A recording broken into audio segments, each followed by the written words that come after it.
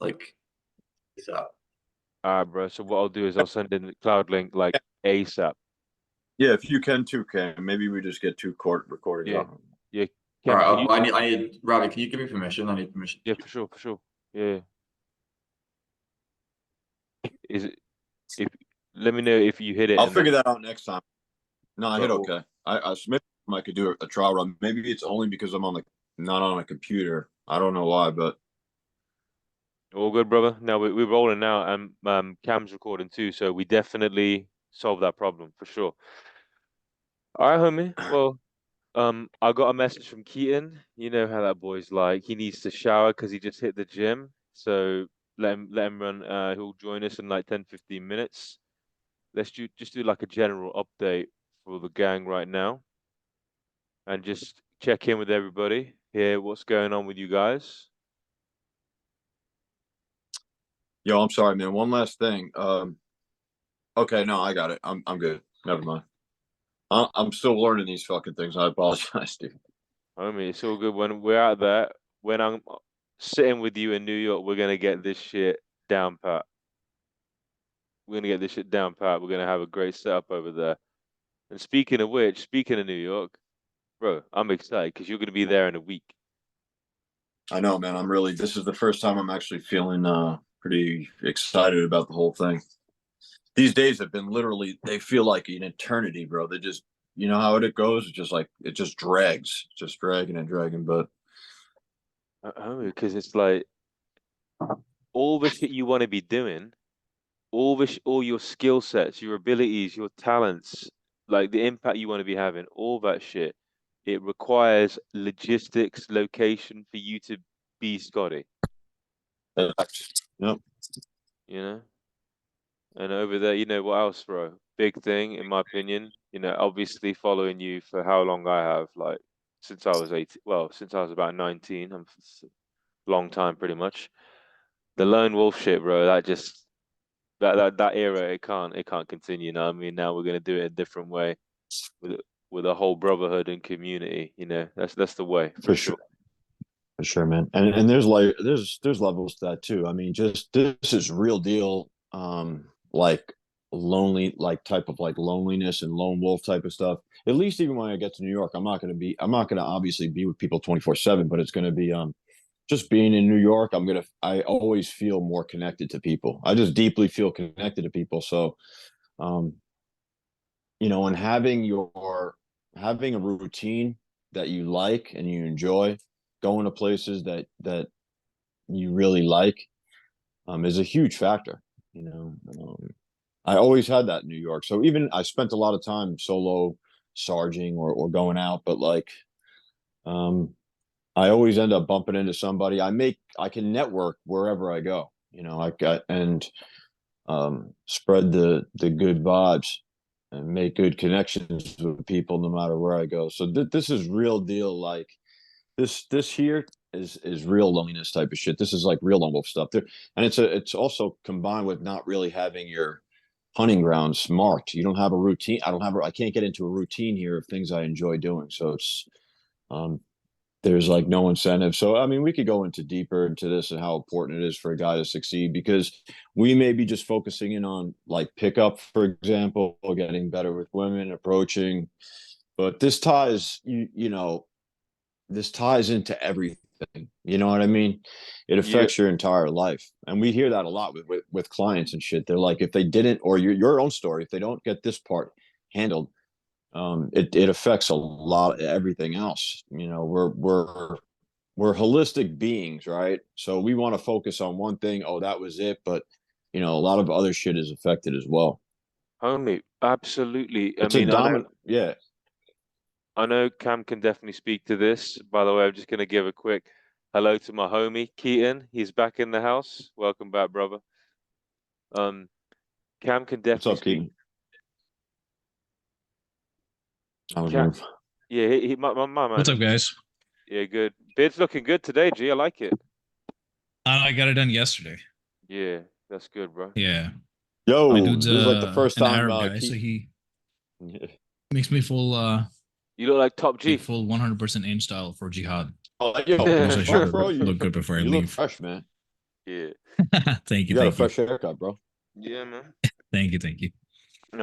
We're talking about logistics right now, and I was just gonna bring Cam in because when I did my coaching with Cam for like almost 2 years, one of the first things he had me do was get out of my location because I was in a pretty much a small town where I really was struggling like fuck. I couldn't get any dates. There was no day game volume, bro. I'd be out 4 hours, maybe talk to one chick, and it was killing me. And he basically explained to me, bro, you have to get to somewhere where there's volume so we can actually do some work and get you moving pretty much. Cam, what do you what to say on the subject of if a dude is just not satisfied where he is, like changing his logistics? Can you speak on that? Yeah, I mean, with you, it was like also, well, you were living with your parents as well, weren't you? Yeah, I mean, it's like it's always a no-brainer when you get someone who's struggling and it's like, oh, I live with my parents in a shithole city, like or town with like no one around. It's like a very, very obvious low-hanging fruit that we need to sort out here is get you like somewhere where there's like way more volume. I hear arguments here, like it's like, oh, if you're good enough at this, you can get laid anywhere. And while I agree that's true, like I'm trying to make it as easy as possible for new guys. And like going somewhere with volume, you're gonna pick up momentum a lot quicker. You're gonna get a lot better at you're gonna get more opportunities, and you just need that at the beginning. You need volume and opportunity. And yeah, Yet those same people preach about optimization, right? So they want to just overlook that. I feel like it's one of the most overlooked aspects to, I guess, optimizing your results. You know what I mean? Yeah. So yeah, the whole get laid anywhere you are, and you know, it makes no difference really. Like, or they brush over it. They'll just quickly like, oh, it barely gets mentioned in the circles I hear, man. So it's important that every time we have a show or episode, we definitely harp on it, man. It's important as fuck. Let's nail that shit right now because it's a great opportunity to talk about this because you are just Scotty's just about to get back to New York where like he's going to be able to flourish, right? Because right now he just hasn't got the volume. He hasn't got it for shit where he is right now. Yeah. He's I'd going to also be say like from hearing Brian talk about it, there's an excitement in him about going there as well. And that was the other thing was like I want my guys to be excited about where they are, not fucking hating it. You know what I mean? And like it's not just about girls. Like all of this shit. It's not just No, about it's not just about girls. Exactly. That's perfect, Cam, because that's exactly what we're saying. Like this, we're focusing in on just one particular aspect of our life. You know, it's one branch on the tree basically, but the whole tree, the root is going to be corrupted if it's not, you know, handled. You know what I mean? Other aspects are going to suffer, or other aspects are going to flourish, depending on where you are. It's so big, man. It's amazing to see it all unfold, really. You know, so. Bro, I ain't trying to cut you off, bro, because I think this is a great point, but I just wanted to share because I can speak to this pretty powerfully. Like, man, when I'm in a location where things are flowing for me, where I got my people, where I got my tribe, my community, where I got my boys, where I got plenty of access to good women, where I got volume to do what I need to do to improve, everything starts to go up. My training in the gym is way better. My strength is way better. I'm consistent with my business. Everything starts to flourish because there's like an internal flywheel that we have as people, yeah, that is really what you require for true fucking success. Yeah, because you need to be enjoying your life. We as beings don't go towards what makes us feel bad. We go towards what makes us feel good. It's a principle of utilitarianism. Yeah. And if you're nourished and as people, what really makes us feel like our life is worthwhile is the people around. Yeah. If you've got great people around, your mind is buzzing with ideas. You're always thinking of new possibilities and you are striving towards greatness and success. Yeah. If you're in lack with your abundance and when you're in lack, that isn't a winning state of mind. That doesn't tend to elevate you. You don't tend to break through. Why like the first thing that like Andy and Cam had me do was put me in the right logistics. Bro, that sorted so much of my life out. I lost so much weight because I was fat as fuck. I got my communication, my confidence. Like I was a mess when I started, bro. a lot came That's together. what's important. That's what's important to talk about. What you're saying right now, Ravi, is that maybe you had gone to these people for help and they said, specifically about dating and getting more dates and stuff and being able to do more approaches. But I'm glad you're mentioning like, well, I got in better shape as well. So there's more, a lot of byproducts to actually fixing that one area, and then a lot of other things are going to straighten themselves out. And that's what I firmly believe. There is some, I don't want to make this into some spiritual thing, but like there is something to do with like the whole law of attraction type of stuff. And, the eye in the sky, being able to see truly how your lifestyle you're leading and living. You know what I mean? So like business may be down or slow for me right now, but I mean, maybe I had unrealistic expectations. And if I don't feel congruent with what I'm the type of person I'm, because if I'm the product, right, and I'm not living that lifestyle like to the fullest extent, despite marketing, despite all the stuff you do, there's going to be a lack of traction. So if first line of business should always be you're congruent with the lifestyle which you're portraying, which you want, your business to come from. So that's also going to take care of itself. Yeah, I was gonna say like the weight loss thing specifically for Ravi was like the first thing that Andy drilled into you, wasn't it? Like you show up and like onto the group, it was like first things first, you need to lose like, was it like 100 pounds? Actually, it was like a lot, I remember, from the old pictures we see of Ravi. And it's like, yeah, you're gonna, if you get someone who is in a really dark place, like let's not forget, I don't want to drag up any Ravi's like bad history, but like when you had like agoraphobia and you had all these problems before coming and the things you fixed before you came to us, it was like, okay, you've gotten to this point mentally. Now we need you to get to the starting line physically, and then we need to get you to the starting line logistically. And it's like all of these things, like just like getting them in, like getting all your ducks in a row. Like I think it's also important to say things like logistics aren't just for girls as well. Like once you move to a city, like when I was at home in my bad spot, when I ended up in a bad spot with my living with my family, I was a 45-minute drive from the gym, for example. Like how much easier it gets when you move to a city and your gym is like across the street. Do you know what I mean? Shit like that. And like your friends are like next door and they're not a fucking half-hour drive away. And you can just go and meet people like all the time. It's so like, it's such a big thing about building the lifestyle. Like, and Scotty's just you're gonna have like the lifestyle on your doorstep as opposed to like where you are now by moving to New York. You know what I mean? And like, I'm assuming you do really well where you are, Scotty, but like, it's just having it be easier just makes like the resistance and everything like way easier to walk through. You know what I mean? Just being like, oh, I'm in New York. I can like, it takes me 5 minutes to get to a high volume area. I mean, it's going to be so much easier for you. I wouldn't go so far as to say doing well now or something like that. It depends on what we're talking about specifically. But yeah, no, there's a reason why I'm like changing locations because, that old saying was like that the pain of staying the same versus the pain of change is, the pain of changing or the pain of staying the same is greater than the pain of change, because they're both kind of painful for people. Like they're afraid to get out of their comfort zone and take action and go places or adhere to their, like agony and their pain and listen to it. So yeah, I mean, listen, I'm not knocking the polar opposite. There's always an opposite to everything. So like, I'm glad that I have these experiences. I like being down. Sometimes we need to be in bad places. It's telling you something. So like, that's why. So like if you come out on the other end of it with more humility, more appreciation, like, so I'm not, against the opposite of things. And I think people they have to struggle, it's part of the game. But if you could see through it and get to the other side, you come out stronger, like, I don't know if iron sharpens iron is the type of thing, but yeah, like if, or gold is, what is that, those old sayings, like, in order to get to gold, you have to like, yeah. If anyone could quote me on that one, I don't know. It's a popular quote that like to get to gold, you got to get through all that shit, but you do. Yeah. Bro, the way I look at this shit, like success, realizing our potential, really, all it is just a case of solving problem after problem after problem.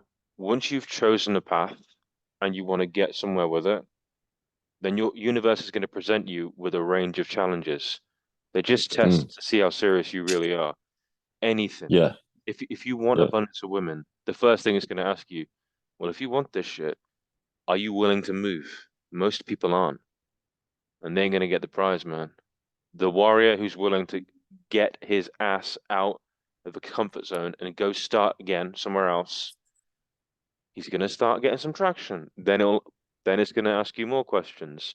People like you, Brian, he's went through the entire player journey to goddamn elite. Yeah. You know, goodness, man. I mean, we could have multiple day conversation just about that. But I know for myself, when I first started getting some dating success, man, I had to change a lot about myself, and I had to face a lot of my shit and become better and learn this shit. Yeah, and I'm grateful that I had And a quick, yeah, and that, I mean, a quick story. For example, I do Uber like part time, and I pick up some guy, and I almost brought him to like tears. He was getting choked up. I was just, it's like almost become like a mini little therapy for me because I share my story with these guys if they're willing to talk, whoever I pick up, and he's going through a similar dilemma, like where it's about location, and he wants to be.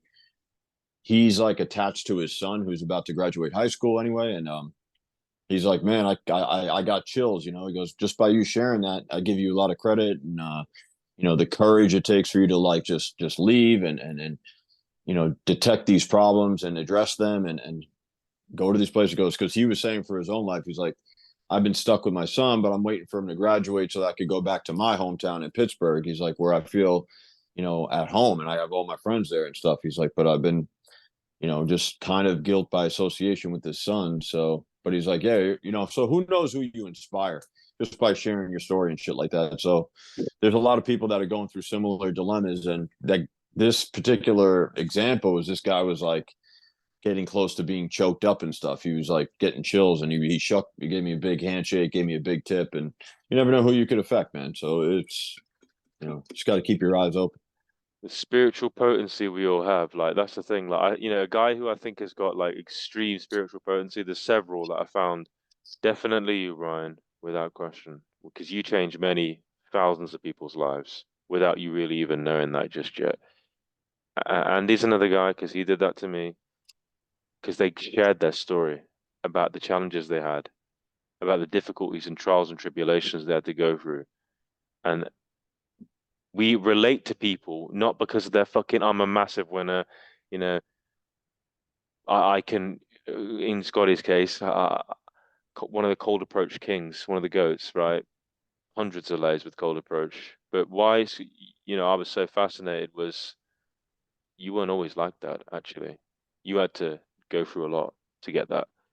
And that was why you were relatable.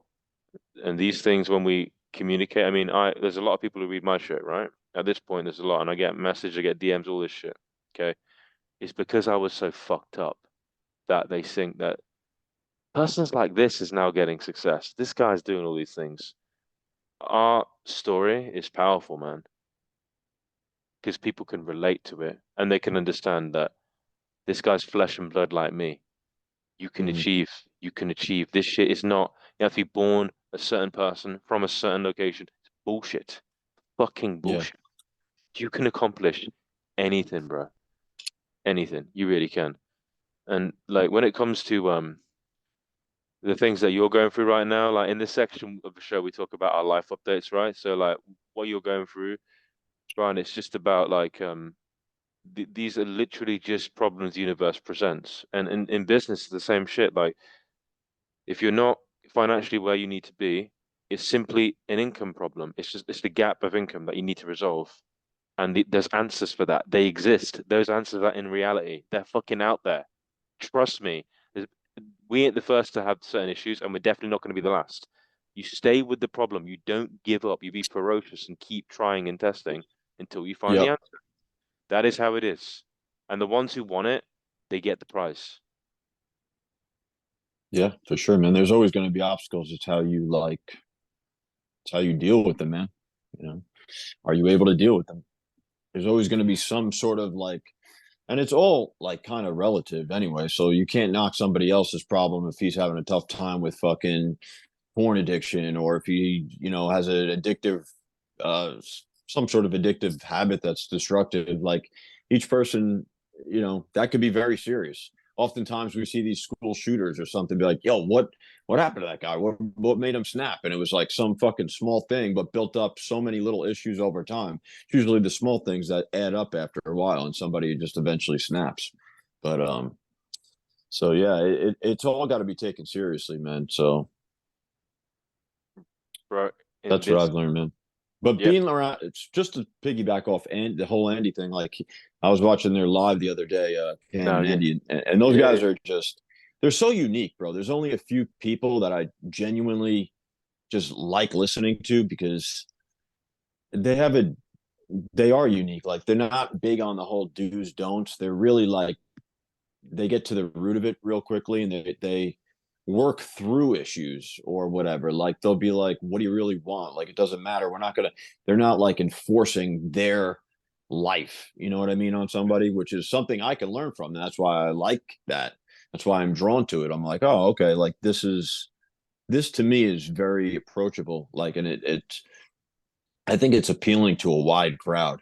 You know what I mean? It's a very subtle but like wide net that they're casting. You know, just listening to these guys, I'm like, yo, these guys actually, they get it, man. Just by saying like, what do you want? I'll never tell you to do this. I'll never tell you to do that. But like, let's get to the actual thing. Like it's called like, they present it as almost like, let's just work through this. We'll work through it. It's not like, which is a little bit softer of a way, but it's really true. I've actually heard like Paul Janka actually talk like that too. He's a very like smart guy when it comes to these things and working through issues, and not like, not viewing it as like this big mountain or this big problem or like the big do's and don'ts. He just dissects it, man, and gets to the root, which is like, well, what do you really want? You know what I mean? Which a lot of guys just don't, they ignore that and they just propagate their own life, which I'm guilty of it too at times. I think most people are. That's why I said these guys are unique.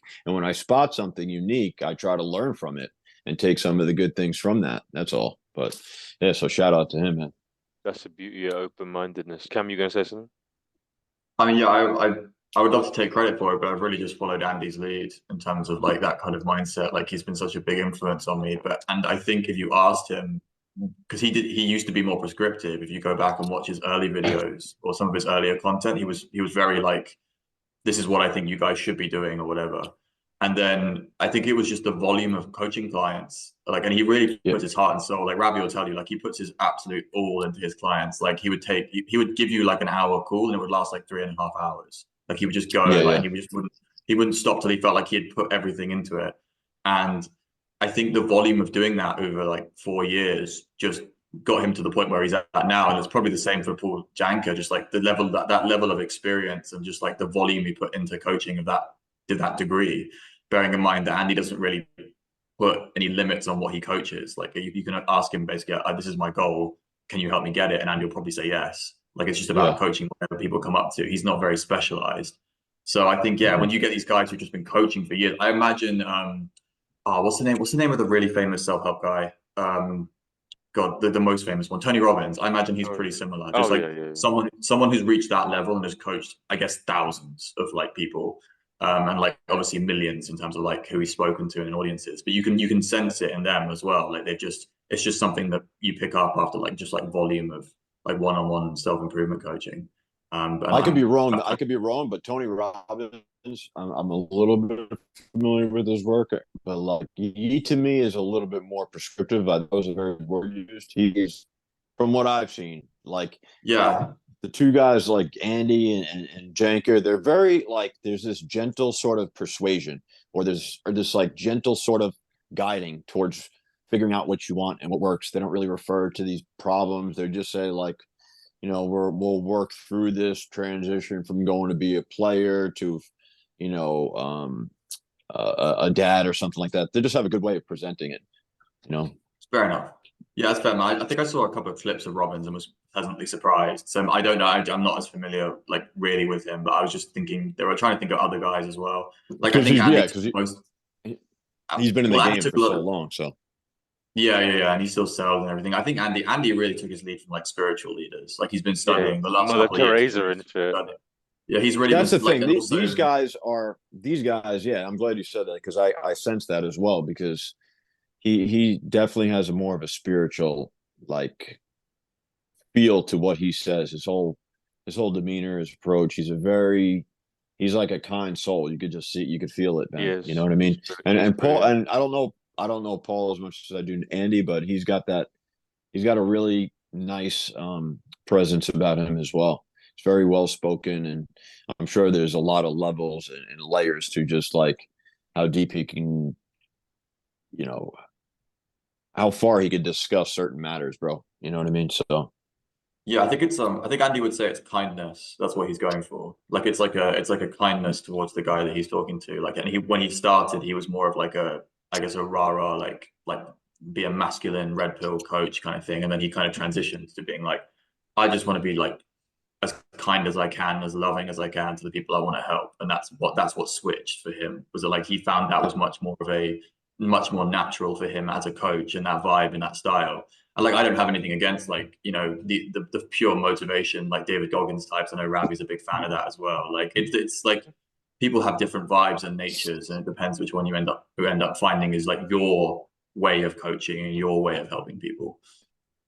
yeah, I think it's good to take stuff from each one of these guys and kind of like formulate your own vibe and what works best for you and what the audience is what the audience with real feedback, honest feedback, and to figure out where you stand in the whole pecking order. Because I'm glad to see Andy actually start to get rewarded for this too. Like he's kind of blowing up, or his numbers are popping off right now because you know, dude, when I joined less than a year ago, whatever, I think he was at like 3K. Now he's at like 10K, which is a pretty nice size growth. And So you're next to I'm blow happy up. to see that, man. You're next to blow up, Brian. If I got anything to do with it, yeah. Fuck, it's a long time coming, bro. How you know, when we're in New York, we can start pumping that shit. Yeah, it would be nice, man, because like it's amazing how much the world has changed in since like 2013, 2012, you know, some peak GLL years. We did very little marketing, you know what I mean? Well, Chris was doing his blog thing, but like there wasn't nearly as many outlets to pump your content out there, just this content machine.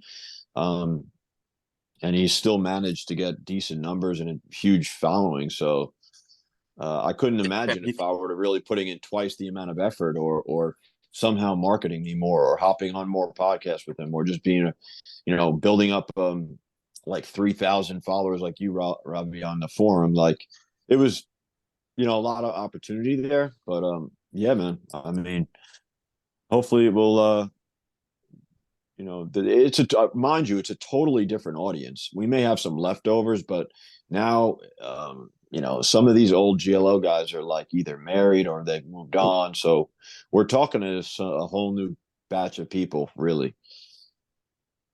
I mean, he came back and his numbers were wild. I was amazed. I wasn't surprised, but when Chris had that YouTube comeback like a year ago, like all his numbers were like really good out of the gate. Like everyone was still like down to come hear him, and then you showed up as well, Brian, like at roughly the same time. I guess because Chris actually reached out to you and like got you to do the interview. Yeah. And like there's still so much interest in you guys, like 100%, left over. It's like crazy. 100%, bro. Yeah. Even Brian now, like you know when pretty much, bro. Like I had burnout for a short period of time, and then I didn't send some content through. I take full accountability. It was my fault, and then basically it slowed things down. But Brian's channel was like consistently doing like hundreds, right? And he's still relatively like finding his feet. Yeah, and there's great potential with what Brian's teaching because he's got unmatched knowledge and experience. Like the conversations I'll have with him like blow my mind. You know what I mean? Yeah. So You just got to like find out. You just got to find out what your reps are going to be. That's the stage you're at with the channel. Like it's just what reps do you need to put in to grow? That's like all it is. Like the channel that the channel that I run on the other side is we just got past 16,000 subscribers, and like at this point we know exactly yeah, it's in a completely different market. Like it's got nothing to do with any of this. yeah, But like I would have to tell you off like Yeah, stuff that's about it at still some point. impressive, though. Yeah. But like on there, Yeah, it's still impressive. Yeah, but like the thing is, we just found all we did was find like 4 video types that we could just rep, like, and we knew would get views. And we just very early on, first 2 years, we just got data and we're like, okay, these are the 4 types of videos we can just make on repeat. And we've just been doing that now for 2.5 years, and the growth has just been ridiculous, like exponential. We had a video pop off to like 400,000 views like last year, and I'm looking forward to what happens this year because we could have that like happen again like 3 times or something. So it's like one of those things where That's like, awesome, man. yeah, it's like with girls, man. You just find out what actions do I have to rep. Do you know what I mean? That's all it is. Like, just what are the actions? I will just rep this for as long as it works. And it pretty much YouTube pretty much just rewards you for consistently doing the correct stuff like over and over and over again. Yeah, for sure. Is that like a bulletproof way of blowing up your channel? Because you're saying rep as in just replicate over and over and over again, or repeat. Yeah, you find a video type that works. Like, yeah. You find a video type that works, and Yeah. you just do, like, this is a podcast, right? So you just do this. If this podcast blows up and you get like thousands of views every view, you just do this weekly, repeatedly, and then we do grow. Yeah. And then similarly with like the short videos, you just find you have to find a style basically, like people, and then you just find topics that fit the style, and you just rotate through topics. Some of the topics won't work. Like, we've had topics just like flop, but then we have like out of 10, probably like 6 out of 10 topics do really well, and that's all you need because it's like above the average. So you just keep plowing forward. Yeah. And then every time something pops off, just make a note of it, and you can come back to it in like a year or something and just slightly change it, and people will want to hear about it again.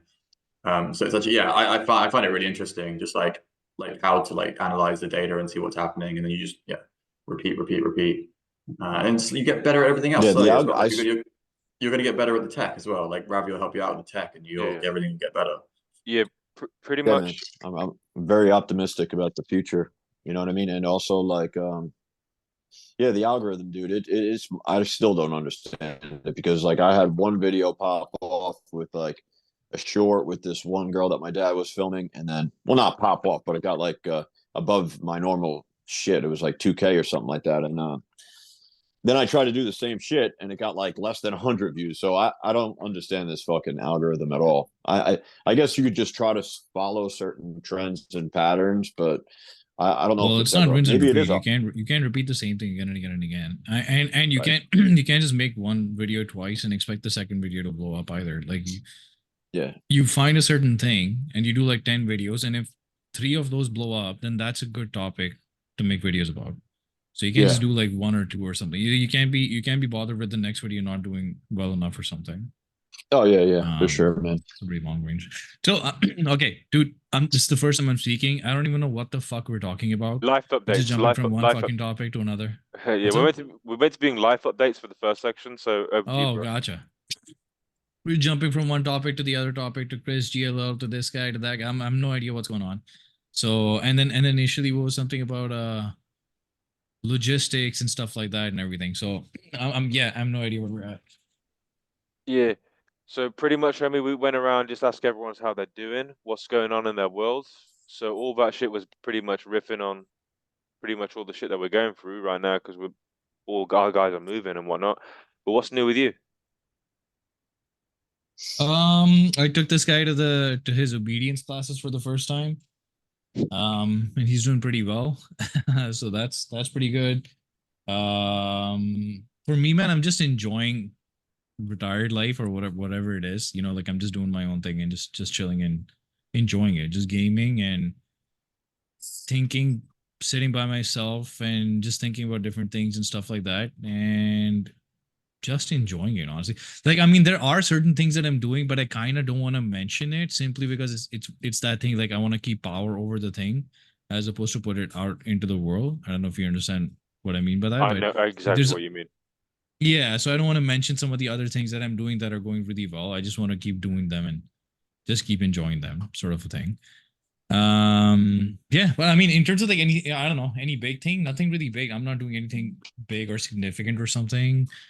I guess right now, except for taking care of a kid, which is kind of a big deal, I guess. But that's pretty much it in terms of what I can tell you for my life update stuff. The one thing I think you guys mentioned about logistics, and I put that up there in the chat, which is the one guy that came to me that I've made multiple videos about, the guy that hadn't been laid in like 5 years. Yeah. Which actually maybe Cam might know because he was there.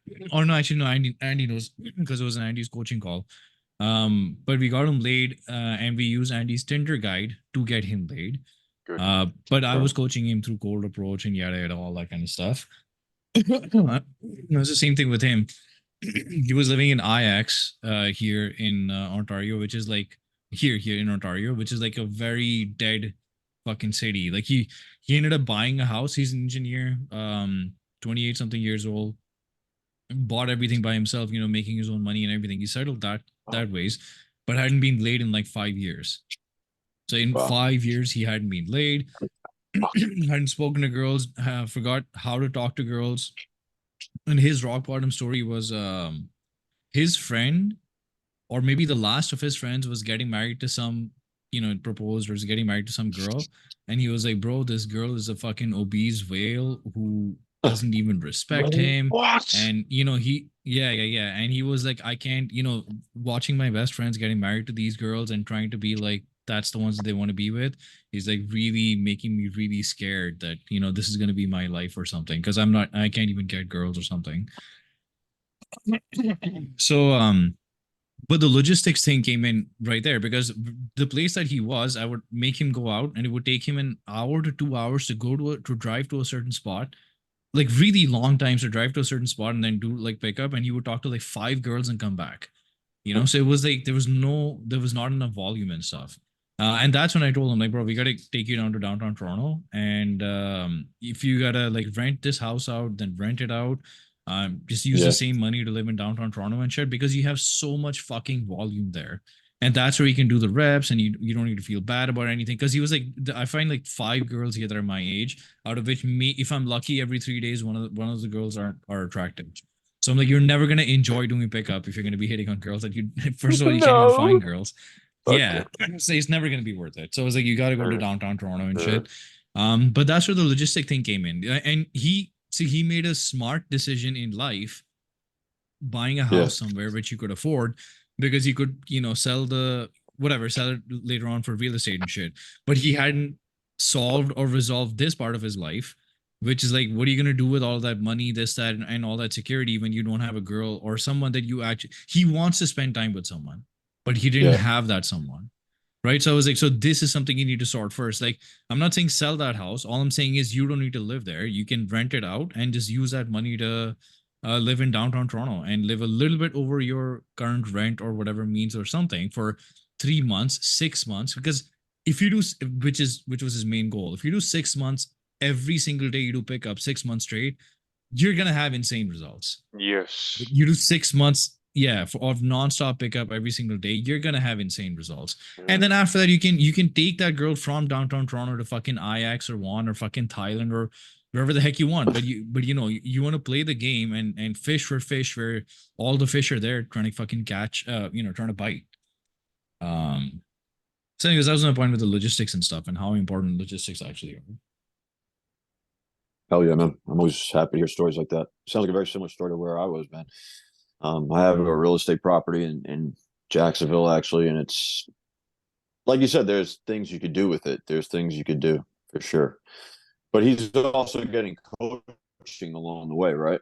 From you guys. So your guys were walking him through the steps, or did he do a one-on-one with you in Toronto? He was working with me. Did you take he was him out in my the field? direct line. Oh, okay.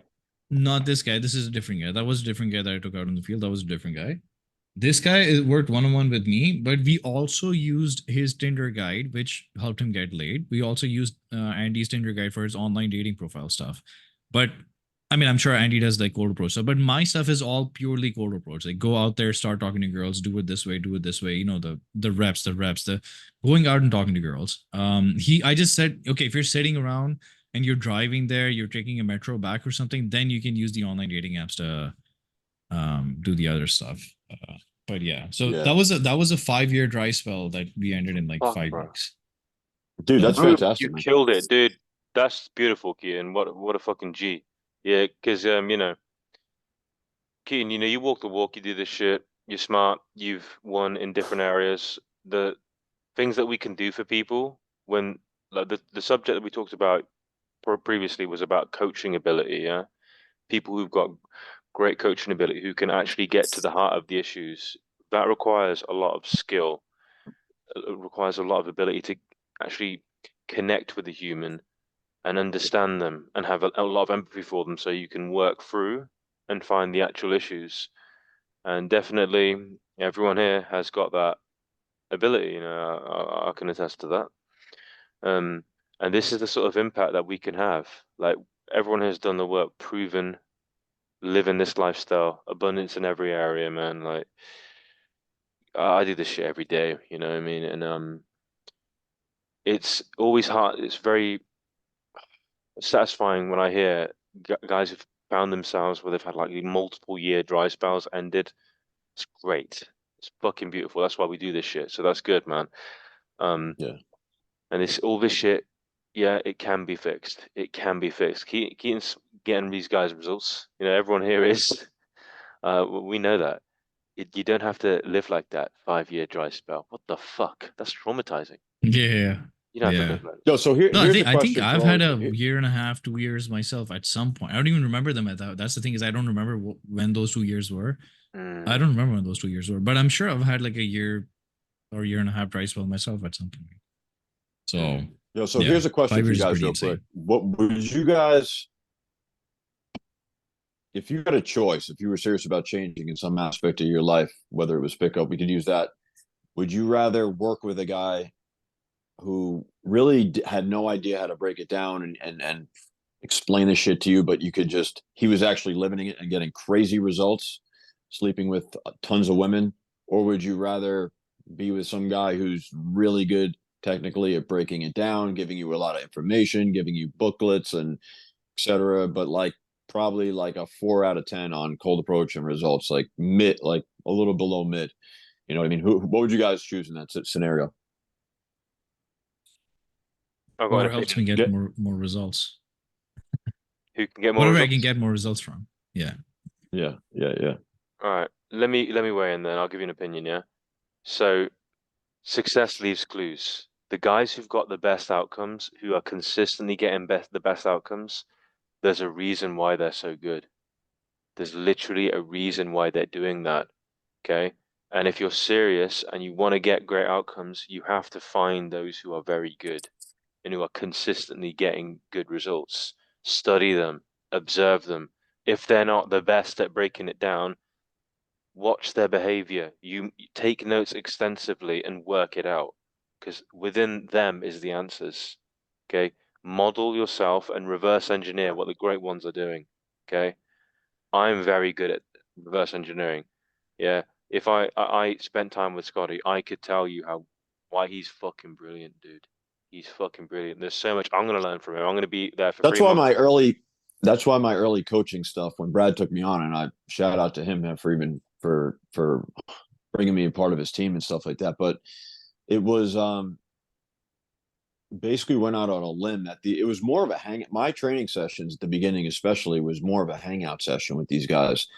Basically just shadow me, just a lot of shadow work, and that's what basically it entailed. They're obviously free to ask whatever they want, but like your general pickup boot camp or one-on-one, when you work with a guy, they do a lot of debriefing and all this sort of like, in the class work, so to speak, and tons of coaching. And the majority of my sessions was just in the field nonstop. We would take breaks obviously for food and to re-energize and stuff like that. But that was and I still, for the most part, that's the sum portion of the work we do, but it will obviously be a little bit more talking. I just didn't find the value in that. I think when guys come to someone for coaching, our brains are already filled up with all sorts of information. They could probably tell me more about game technically from a book standpoint.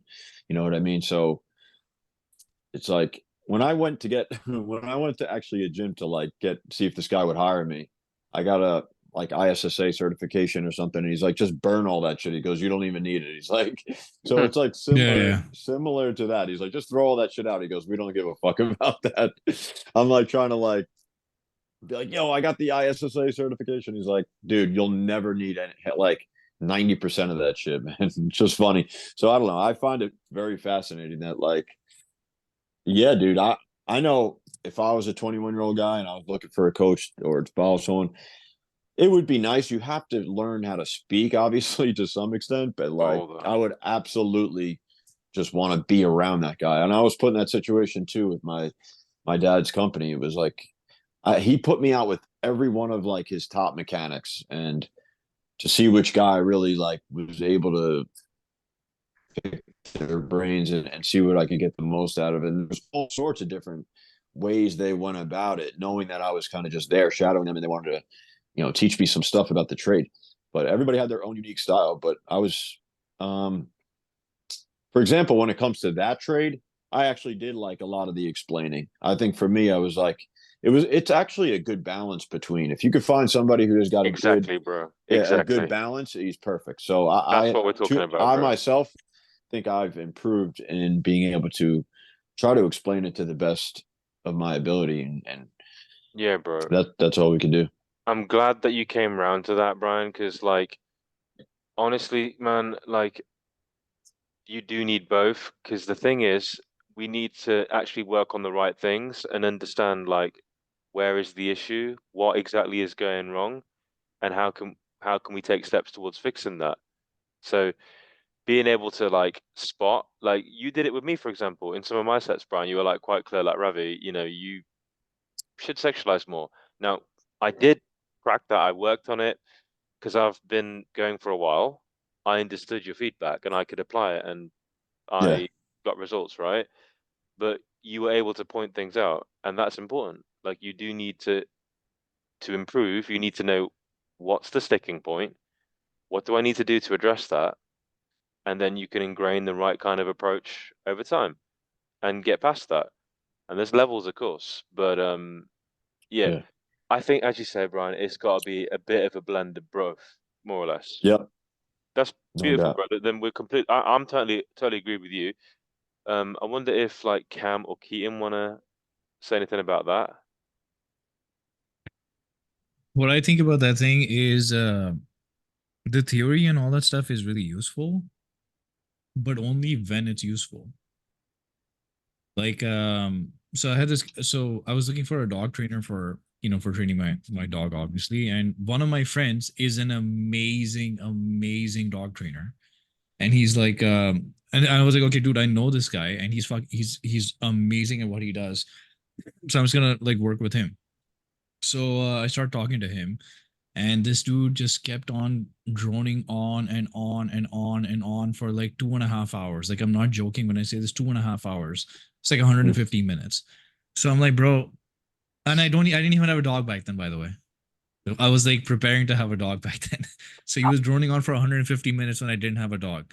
So yeah, and then later on at another point, I asked him 3 questions. I don't remember what they were. What's the best breed? Was 3 simple questions I texted him. I didn't ask him on the phone. I texted him, and he was like, "Oh, we got to get on the phone." I was like, "No, dude, I'm busy."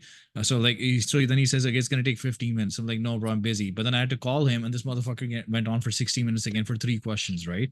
So my thing there is, this dude is literally going and telling me everything that's wrong with dog training and everything that's unnecessary, like all kinds of theory and this and this and this and this, all the unnecessary shit. I'm like, dude, I don't have the time for it. I don't care about it. I'm not interested in it. Just tell me, what do I need to do? What are the drills I need to fucking do in the 15, 20 minutes that I have? Like, I don't have that much time. Like, he's telling me, oh, he's telling me every single thing that could go wrong.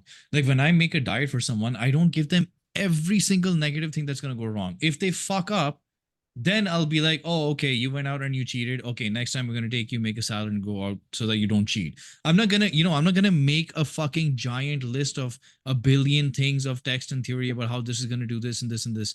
I'm gonna give them, do these many sets, these many reps, do this cardio, and fucking do the shit. And he's gonna tell me, okay, dude, I don't like this because this cardio hurts my hips. Then I'll be like, okay, fine, we'll flip this to this, and why this will help. This will help this. If he makes a mistake, okay, this, you're doing this and that's wrong because of this thing and da da da. I'll only explain if somebody makes a mistake, but otherwise I'm just going to tell them what to do to get the results, right? Because like, time is of the essence, and they came to me for results, not for the fucking theory. So yes, the theory is important to know and to explain and shit, but only if it helps you to get the results. Otherwise, it's fucking pointless. The funny thing about that, Keith, is yeah. that you just said they come to you for the results, not theory. You learn a lot about human behavior, really, like when you're working with these guys, what they actually want, because like a lot of these guys. All right, got like, it. I'm not naming any names, but like you get these guys results and they're still dissatisfied. So like almost they would have preferred like you just give them more information. Like, oh, okay, like you just wanted more booklets and more pamphlets and more this and that. Like you start to really see what they really wanted, like, and you don't give them to them. So, like, for example, they could get results and they still come out of it dissatisfied. So Brad P at the time was like, you just got to give the students what they want, which I always had a difficult time doing because it's like, no, you know, I want to actually teach the guy, but you realize, no, he just kind of wants more theory and booklet and more information, you know. And I shout out to Chris for that last GLL article when he said like Scotty's the best guy that I met in the industry as far as just actual results, not information. I think he like specifically said that, which is it was kind of true. You know, I've gotten way better obviously since 2013 or 15, whenever that was, but I just find it fascinating, bro. Like, you know, Yeah. each client is different what they're looking for. Let me, Bro, so let's I mean go through this stuff, but then let's quickly let's soon go to those reaction things because I think bro. that's We're literally going to be, you know, the examples of what he's talking about. Like, okay, Yeah. what is the theory that people are talking about? Because I also have an idea of one of the clips that you guys have. Yeah, Yeah, bro. yeah. Okay, let's dive into that then. Let's if you guys cool with. Let's just say hi to Marcus because he's woke up. What's up, Marcus? Hey, what's up, guys? Sorry I'm a little bit late. All good, brother. How you been? Good, man. Good. Fun weekend. Just as you said, just waking up. So Bless you. What'd you chime in on? How long have you been sitting here? Just the end of that last question. I'm not even sure what the question was, but just jumped in the last few minutes. Sounds good, brother. Cool, man. All right, homie. We are gonna jump into the reaction videos. We got some interesting shit, yeah. So like, Yeah. what we're gonna explore now is 2 reaction videos, and then we're gonna So I got AI photos done of me. I haven't seen them yet. I don't know what they look like. We're gonna go into all this shit. So without further ado, I'm gonna go ahead and share my screen. These videos were hand selected by my dear beloved Brian Harris, Scotty GLL, screen recording the shit, doing it old school style. So I haven't Yo, seen. that's again, you know, about logistics. This is the downside of bad logistics, dude. I'm spending way too much time on social media. That's for sure. Yeah, bro, fuck me. From what I've seen, Yeah, no, bro, it'll blow your fucking. You will lose brain cells doing that, and you'll keep getting mad, and you'll just keep getting mad within yourself by yourself. That's why you shouldn't do that shit. And if you find something interesting, just put that into the list of like this is shit to commentate on, but don't think about it by yourself. It's gonna piss you off. One thing for sure, dude. I don't like really use social media a whole lot. Everyone who's in this show, like I've studied their stuff. Like to become good with women, I studied a lot of people's stuff. Like Brian studied this stuff, Marcus studied this stuff. Of course, I got coaching from Cam and Andy. You, Keaton, I followed for fucking ages. Alex followed for ages. Like I just stick with these guys and basically got over the line. But this shit that like all this stuff, I don't even like. Goodness, it don't. Bro, it just drives me fucking mad, honestly, so I don't look at it.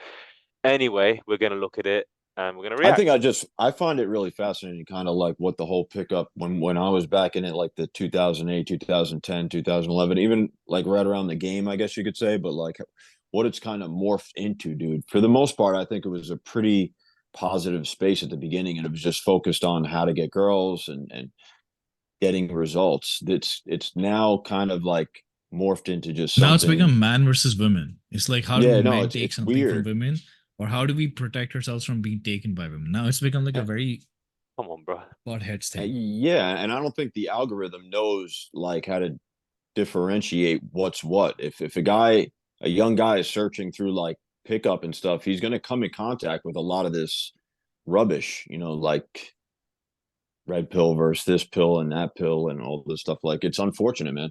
Let's dive into this. So as hard bars from Brian, this rubbish. We're gonna check this shit out now. So let's watch this and then I'll pause and then we put it over to the panel. Ask you the question. Remember you tweeted earlier today that clip where this fat woman goes in and says, if you make 50K per year, you shouldn't be dating. Yes. Right? Now, and I want to say this because a lot of guys like looked at that and they're like, this is fucked up, this bullshit, blah, blah. Well, she's half right. And I'll explain what I mean by that. Yeah. If you want to get a woman to submit to you, fucking make you coffee. Like, for example, right? I'll just say a lady here, right? Who's may or may not be with one of the men here at the table, is making coffee on demand and getting drinks, etc., and doing, things behind the scenes. And I know, right? I don't live here. Goddamn. If you want to be able to get like the type of woman that a lot of you guys are watching the show want, a girl that's going to listen to you, not give you a headache, be by your side, not embarrass you, not fucking be sucking dick at her prime, and next thing you know, you're trying to sell prime, figuring out why you look crazy or whatever the fuck. You need to be a guy that has a shit together financially, mindset wise, etc. Now, even though she's wrong in the aspect that making 50K per year doesn't disqualify you from dating. What it does disqualify you from is getting a certain level of respect for women to get the ultimate submission, right? So she's half right. You can go ahead and date making 50K per year, but understand that you're not going to get a fucking hot girl that's going to follow your lead and respect you a lot of the times when you make that kind of money. And that's just an unfortunate reality of women, man. They're hypergamous. If you want to get the hottest girls that are going to listen to you, not give you a fucking headache, stay low, etc., you got to be the best version of yourself. And a lot of times that comes down to making more money, man. Guys, you should not be having 50K per year. You should be striving to make more than that. There's kids in the real world right now, 16 years old, making that a fucking month. Yep. Just to let you guys know, there's guys in the real world right now, 16 years old and still fucking high school, doing fucking geometry, making that money a fucking month. And you're telling me that you guys can't do it? And you know what? All right, man. Fuck me. Okay, look, let's get into this shit. Stop share. All right, man. The topic here was essentially suggested that unless you've got your finances in order, you're not going to get respect, and you're not going to be in a relationship where the other person wants to make you coffee, wants to do nice things for you, if you haven't got your finances handled. Is that true? What you got for me, guys? Start off with Marcus. What do you think about it?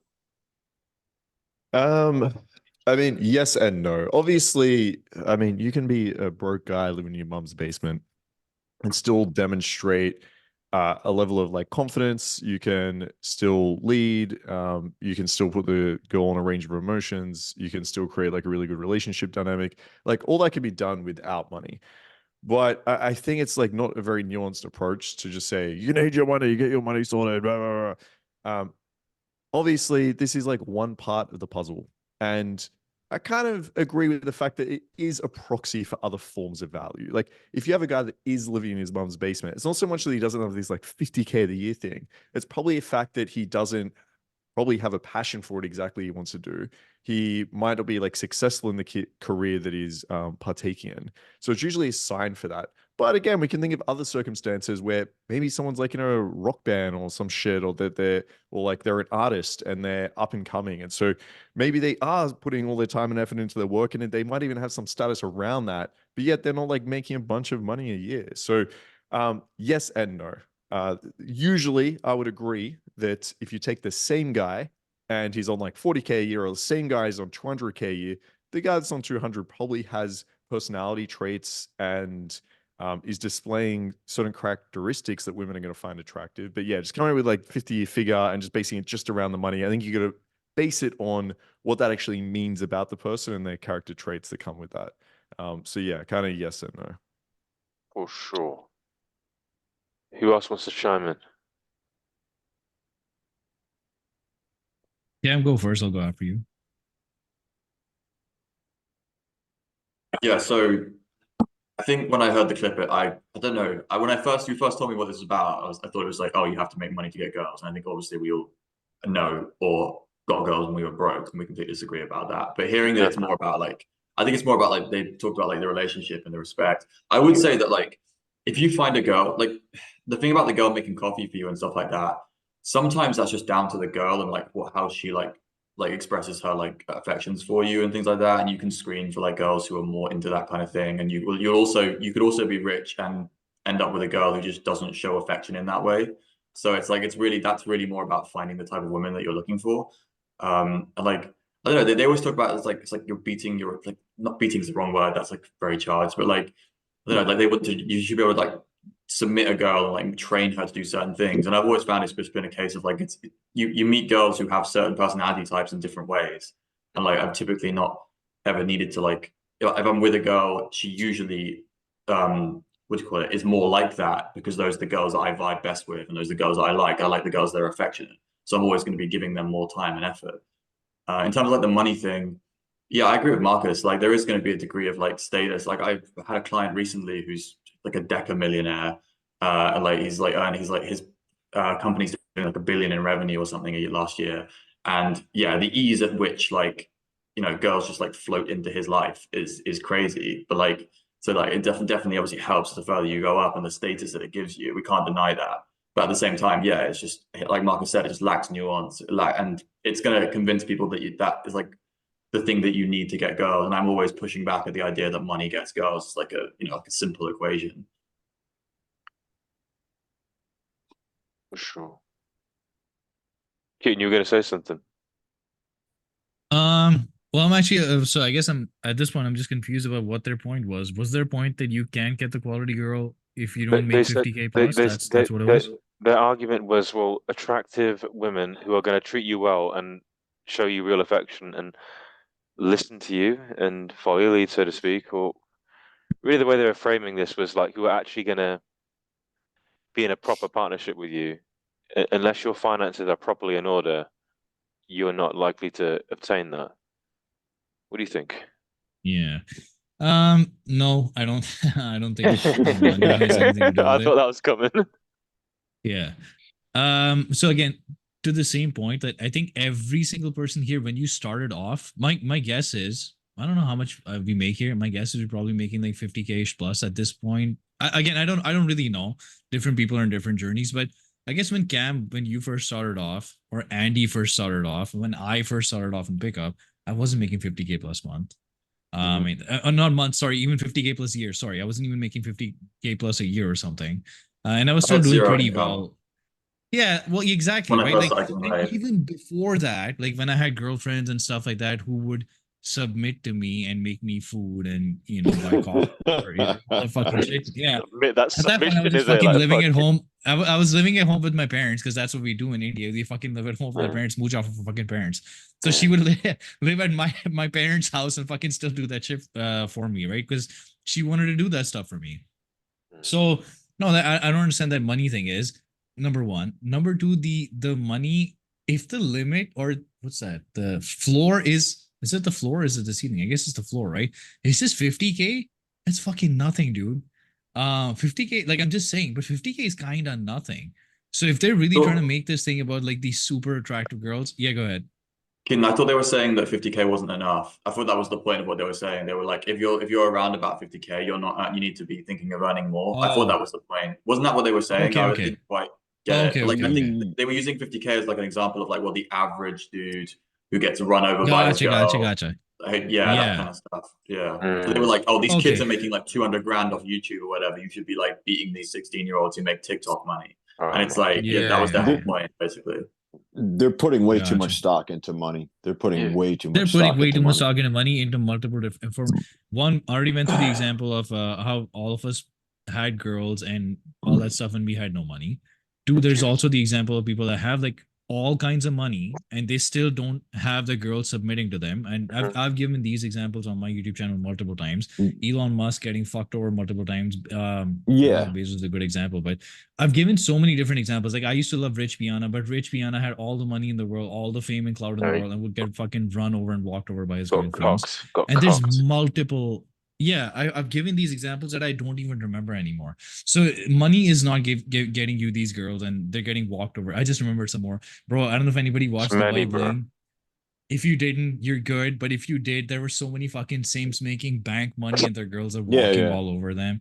So it's that thing about money. Women are not gonna submit to you because you have money. Because again, lots and lots of people have money too, and they can just move from one to the other. They're looking for something else.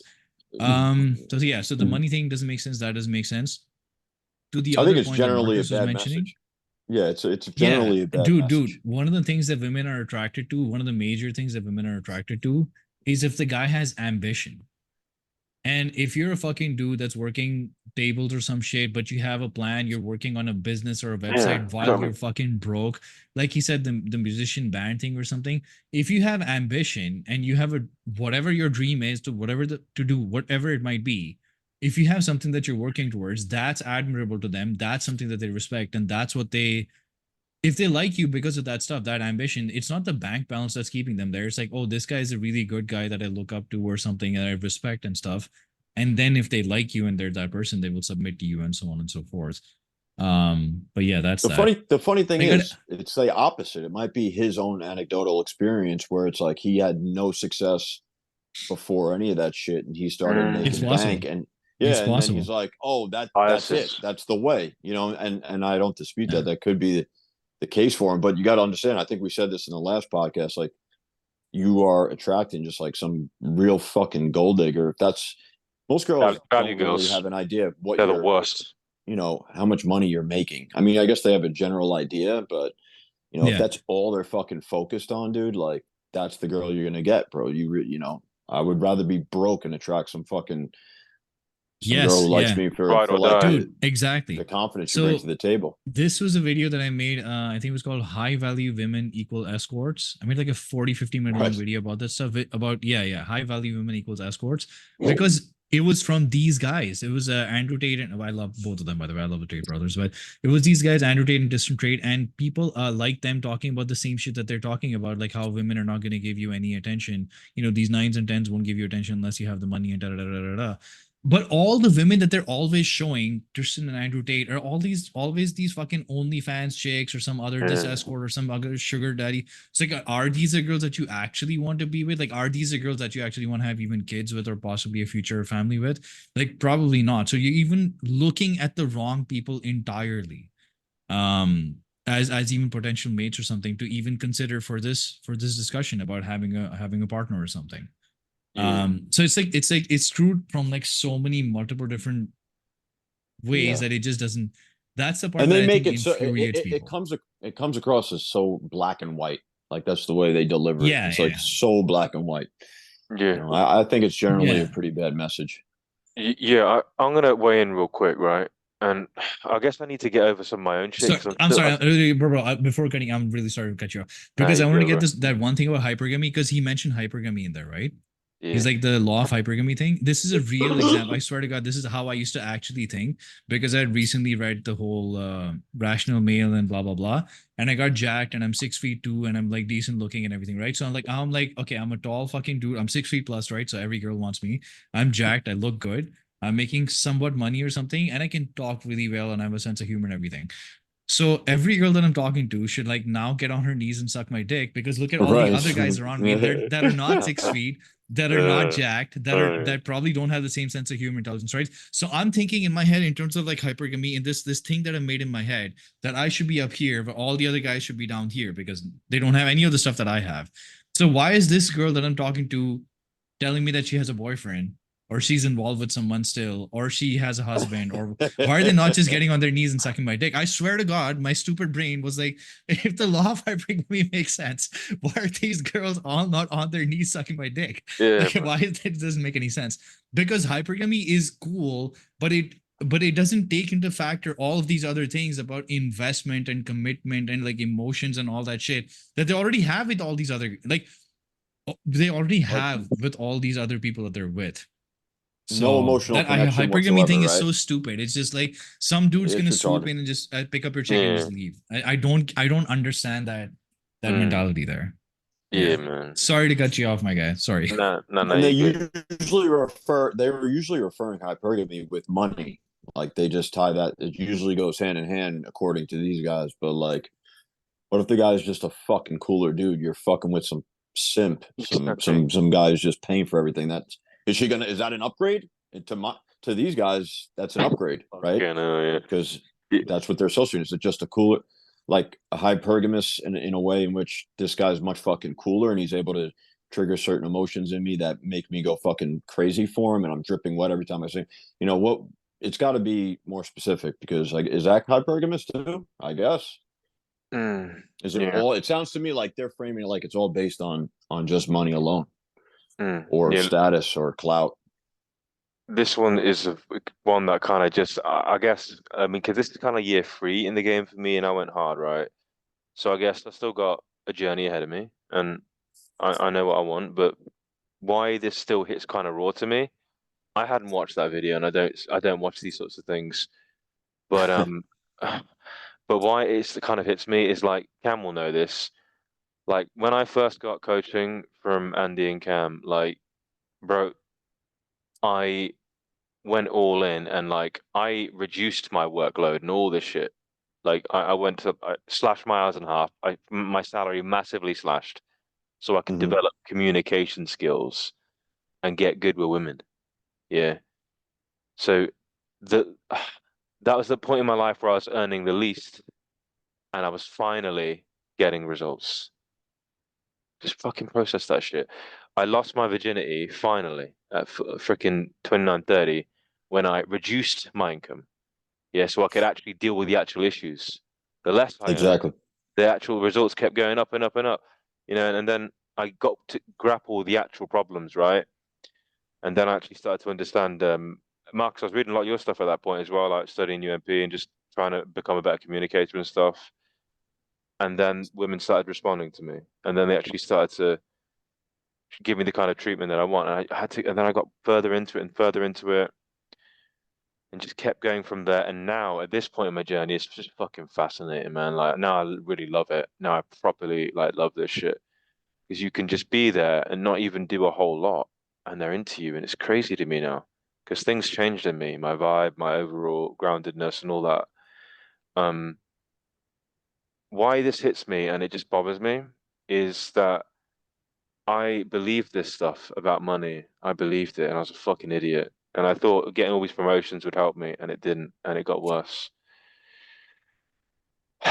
And eventually, like, I just couldn't take it anymore, and then I changed. And I was trying to find Scotty, but No, this is nothing new, by the way. I think this is like the way society. This is how we're like brought up and stuff. Like go to school, make money, fucking. That's how you get hot girls. It's like heard in all of our mute. You know, it's all in our music that we listen to. It's on television. It's Disneyland stuff. This is like this is the path that the average guy takes, and even without questioning it and denying it and going a different direction, that's what everybody's doing for the most part, unless you fucking revolt against it and say, you know what, fuck it, I don't even care. I want to really handle the woman issue, which requires a tremendous amount of time. I think people yeah, bro. underestimate that. It's Oh like yeah. it requires a tremendous amount of time. I I just keep happen to be very fortunate to like land in the right place, right time. Great city. Like it just everything fell in line perfectly for that to take place. And it did. I'm just like you say the point that it takes a massive amount of time. Yeah, but it's fixable, bro. Because like I fixed it with zero experience. Like I didn't even do nothing. I didn't have any results until, like I finally signed up for my coaching. And like, look at me now, dude. Every 10 days a fucking new chick. I do pretty well, right? Because I went hard, and you can improve this shit.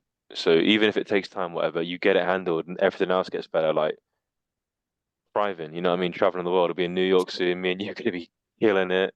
Yeah, life is great. It's worth it, even if it takes a while, in my opinion. But like the thing is, Brian, that they need to know that they need to be working on the right things. They need to be working on their actual skill sets. They need to get good. They need to increase their romantic and emotional intelligence, and these things will get them. They'll basically handle this shit, and then it's fun. Um, but yeah, man. Yeah, this is a I good think discussion. Chris wrote a good article on this. Actually, he wrote or he did a video or something on this about how what should you do, like because this always gets brought up, right? Like guys are either telling you to go make that money, do this, do that. Like, how should you split it up? I think he was saying like definitely go for the women thing first, focus all your attention on that, and then at some point, if you want to make the transition after you get a really girl that you were able to kind of vet thoroughly and settle down with, kind of like then go pursue your, make as much money as you want, I guess. But I thought that was an interesting article. It's very hard to juggle both at the same time. If you really want to go make money, like It's hard, bro. your Yeah. urges are not going to go away. You could try to like repress everything you want. You're still going to, we're multi-dimensional people. Like we're still going to want to go get girls at some point. We're going to have relationships with the opposite sex. So you can't just totally put them on the back burner. It just never goes away, dude. Like you're still going to have to handle that issue. And if they're playing you and fucking you're getting treated like shit and you're not able to pick girls, like, yeah, it's a bad recipe, man. It's a bad recipe. For the first like 2 years, like I wasn't even thinking about my income at that point. Like I blew through my life savings. I just spent everything. Like just wanted to get further and better and better and better and better. I was approaching like 4 hours a day that whole time, dude, and I wasn't worried about the rest. You know, because realistically, it's fucking hard to do both. After you get some results, after like you healed some of your wounds and stuff, and you kind of got your skill set down. I mean, personally, I then focus more on my business, and I can still have a day in life at this point because I've got the ability. But like the funny thing about this video for me is like I had to address the problem actually directly. Yeah, and that involves stepping away from money with the understanding that I'm an intelligent person. I've got good brain power. I will make money in the future, but I'm going to handle this properly and get the ability to be able to be really effective with people. Is a massive life skill. You'll earn more if you get good with people. You'll succeed more in life and have more happy relationships, which is what life is all about, in my opinion. If you get your people That's what I mean. It's a bad message because it's angling people towards like, if you take care of that, that will happen. You know what I mean? That's kind of the message, unless I'm just totally misreading it, but I don't think I am. I got the same reading as you, bro, but Yeah. there's a lot to it. I can also understand that a guy who's like got the comms and is not maybe in my position because I was in not the ideal position. Maybe them you could certainly make the point that them smashing it at work it might be very valuable for them. But look, yeah, we've all spoke our piece on that. I definitely have my own fucking shit I wanted to share as well there because I want to get that off my chest. So this was good. But we got another video to react to. Yeah, because if you got that handled right up front without making the bag or making a certain amount of money with the hope that you're going to get some submissive, beautiful woman down the line, would you even pay attention to any of this nonsense? It's crazy, man. You know, so we're gonna go into. I want to add in my 2 cents to this because I think I've made 2 videos on the exact same topic, and I think I've literally put it like pussy or money first. I think something like that, and I forgot what the other one was. And the TLDR of this thing is, there's literally nothing else to do for the rest of your entire life but make money to some extent. Yeah. Like, what are you going to do for the rest of your entire life until you fucking retire and then you want to enjoy that money? But for the most part, all you're doing in your entire life is making money, right? Like, but most people don't want to be chasing girls their entire lives or something. And the whole point of doing the game, which I think Chris from GLO also put in, the point of that isn't that you're always getting girls. It's more like you have this part of your life handled that God forbid something happens. I'm not going to die alone. I don't not have the skill set of just going out there and getting another girl.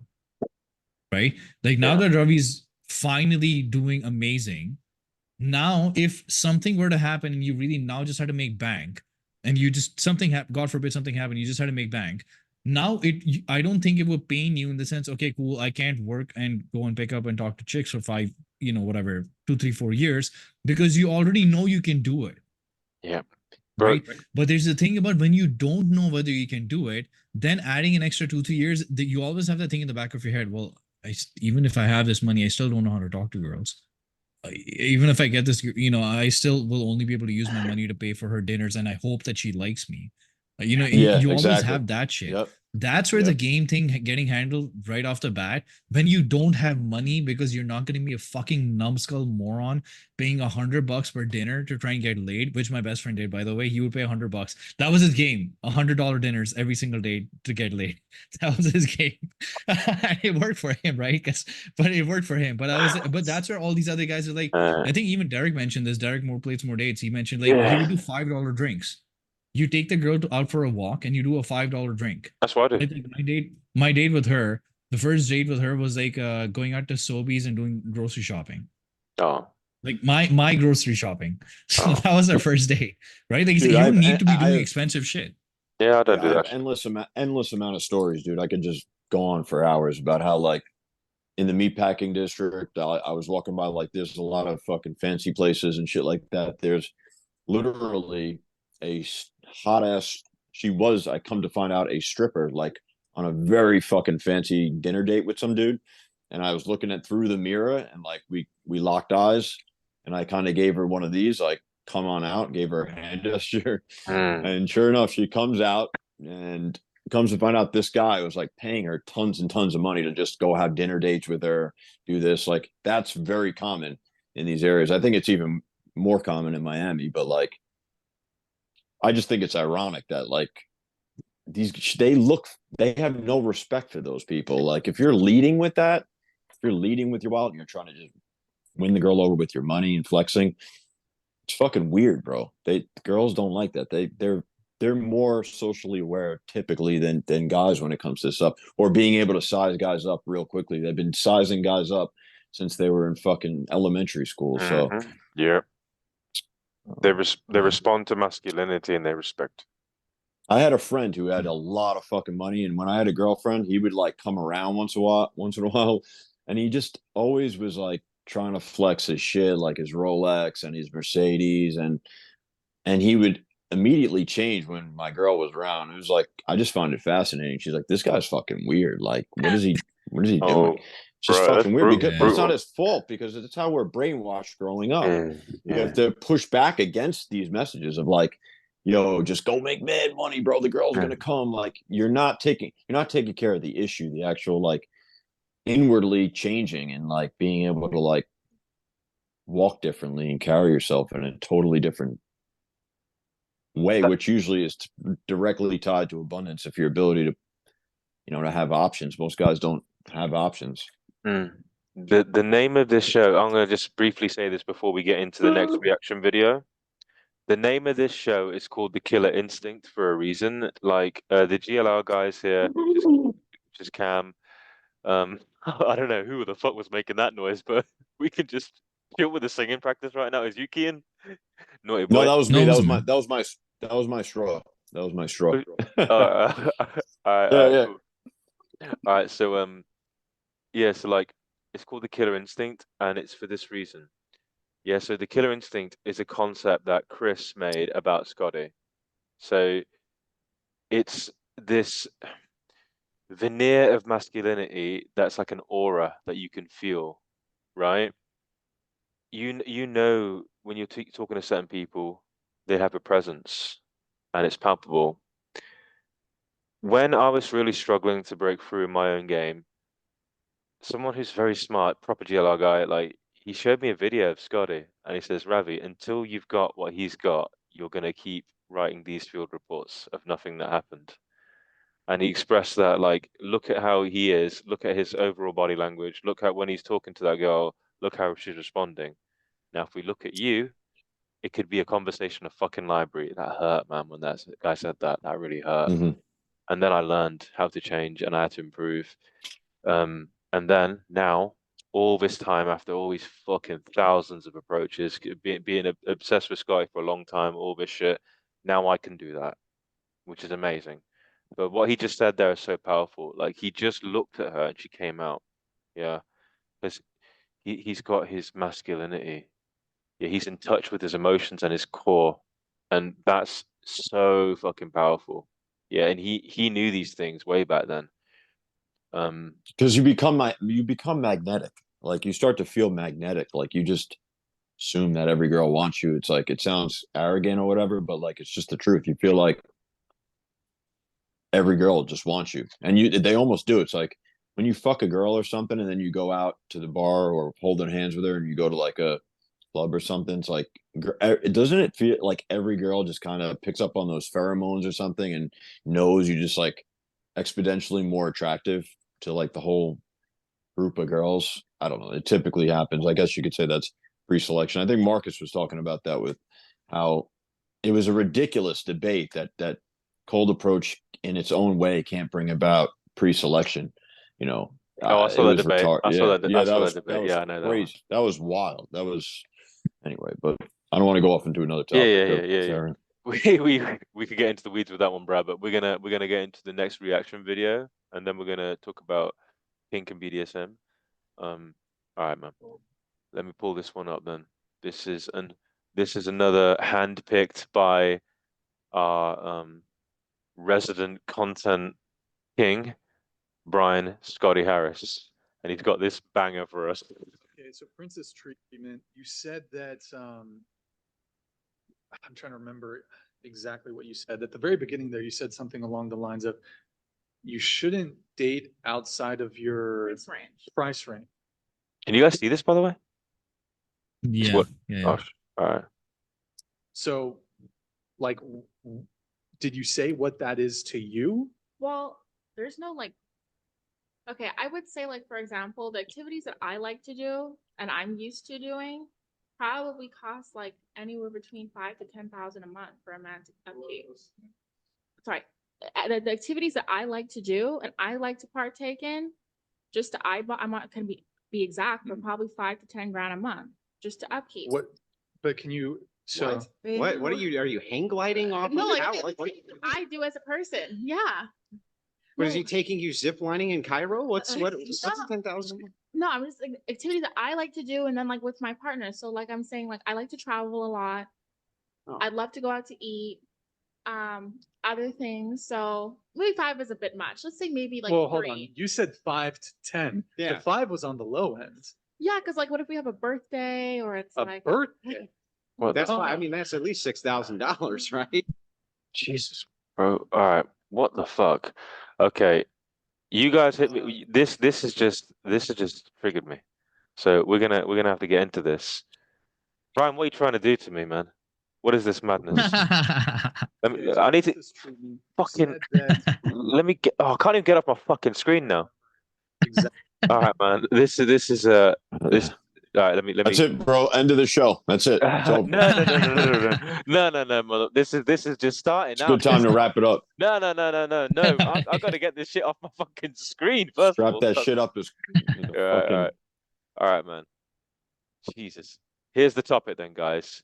The date, you can only date within your price range. So this is a reality that I'm not exposed to. Let's get into it. There's apparently a segment of a population. It seems to be very out of touch. OnlyFans women. I'm not even sure. But this is. What do you guys think of this? That evidently, this is like I'd call them value girls, right? They have criteria about wealth and money and that sort of thing. Yeah, so they're really concerned with that sort of stuff. And this particular one says that for her, she was going to require a certain price range. A dude is going to have 5 to 10K of disposable income, so she can do the things that she just wants to do in her life. Like, you can see how I'm responding. I'm just wanting to run away. How do you guys feel about this shit? Real quick, this is why like this stuff is really not productive for a guy who's like trying to learn how to pick up women and get good with girls, because it's like it's these interview style questions and answers, like people think that it's going somewhere, or like, yo, now I know the answer, now I know what girls like, now I like it's like it doesn't even apply to like real life, you know, when you're out fucking in the field, whatever. It doesn't, you know, and this girl looks bad in that particular clip, and I'm sure they could clip it up and it will go viral or something like that. But like, it plays right into that whole narrative, right? That you need to make a certain amount to even get a girl to submit to you. So while they're shaming that type of girl, they're actually prescribing do that so you can get these girls. Do you see the irony in that? I don't know. Like, I think that's fucking crazy. And so it's actually making fucking weak men, dude. It's not addressing the issue. No one ever wants to discuss what, you know, inwardly getting like way better with girls, like going out, socializing. There's so much anonymity when you go out into like a big city. You're like, no one knows about you. No one, your fucking bank account's not tattooed on your forehead. You know what I mean? I don't know. But yeah, go ahead. Who wants to chime in? Yeah, I can mention something here. Yeah, these shows, man, it's I feel like a lot of it is trying to get like these little clips of and like they select for these girls. It kind of reminds me, like if we were to look at I don't know if you guys watch any of those fucking shows where it's called like Love Big Island. Brother. Yeah, like Yeah. shit like that, right? They select for people that are just like mega dramatic. Like this is not typically Right. how like most men and women act and behave in the real world or when you're dating. And so like if you look at that just as like that's what you think women are, you're like, holy shit, or just what you think men are, you'd be like, bro, people are wild. They're crazy and they're fighting all the time. It's not how fucking dating works. And so when you look at it, they select for all these girls. And so suddenly you think like, fuck, every girl is just after money and she wants like this huge expectation. And it's like, not. And by the way, I'm not even convinced. I reckon if we looked at this girl's dating history, I'm not convinced she's actually with guys paying her 10,000 Exactly. a month. Like, Yeah. I doubt that's actually happening. But even if it is, we can kind of break this down a little bit and see what we can expect. Like, if there is a girl that says, listen, I only need a man, like if he's going to be like $10,000 a month for me, blah, blah, blah. That's fine if that's what you're after. There also might be a girl that is like, I need a guy that is like a 10 out of 10 looks. He needs a six pack and blah, blah, blah. That's fine. Like, that's what you can be after. But you need to realize that if you're an average girl, like we can pick it like middle, 5 of the range, right? If you're a 5, you're an average girl and you're looking for a guy that's a 10 out of 10, then you need to find a guy that's probably really good looking, but is a fucking moron, right? Like he's going to be so below average in every other field to also kind of make him around that same value that you can kind of attain, that you're going to be missing out on everything else. And so like if I take wealth and you're picking the top 1%, but not only that, but picking the 1% that is willing to spend that much money on women, because a lot of guys that make that much money, to be honest, they're not. Like they're usually pretty sensible with their money. So if you're looking for like the top 1% that also want to spend all their money on women, then guess what, right? He's probably going to be very lacking in every other area.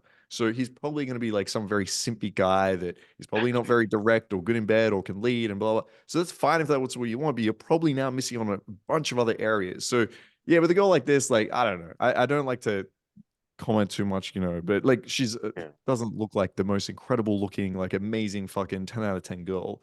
If that's what she's looking for, then you're probably gonna have a pretty shitty guy that just wants to like spend money so he can get a girl. So yeah, to summarize, I don't even know if this is true for this girl. She's trying to get a clip or she's just trying to like set a standard out there. Like she's trying to put forward, like, I'm not easy. I'm not just gonna go for any guy. Like it'd feel weird if we asked a girl, like, hey, do you want like an ugly guy? Of course she's gonna be like, no, I need a guy that's 6 foot, blah. She's probably dating a normal dude. So yeah, that's kind of my take on it. That's what I mean. These interview style things don't really like result into anything real or applicable or teachable. Like I don't see how much that like you can learn from all this stuff. That's the issue. Yeah, this is like a dating preference. I think we may have spoken about this before. It's a dating preference, not actually what happens. So if you asked all of us, like, what's your ideal girl? We're probably all saying like, all right, this size tits, this tall, this hair color. Like, we don't care. Like, if the girl's brunette instead of blonde and everything else is the same, we're probably not going to care. Yeah. Whereas again, if you just take that little sample, we're like, oh fuck, all these guys only want blonde girls or some shit. It's like, no, you just ask what our ideal thing is. So I think that's part of what's happening here. I hope that's not how this girl actually interacts with the world. If she does, she's probably got a hard learning lesson coming up. Yeah. Bro, they never are dating. They're never even dating those dudes who are like, the criteria they state, you actually look at who they're actually dating, and most of the time it's a fucking regular ass dude. Like, come on, man. So, some good shit there, Marcus. Cam, Keaton, do you guys want to chime in? Cam, go first. There was a really good comic that I saw. I know you know who Ryan Long is. He does like YouTube comedy skits. But you don't really watch YouTube, right? So you may not know. But he literally did a video called like the guy she says she'll date versus the guy she's actually dating. It's hilarious. If you haven't seen it, I gotta watch it. I'll check it out, man.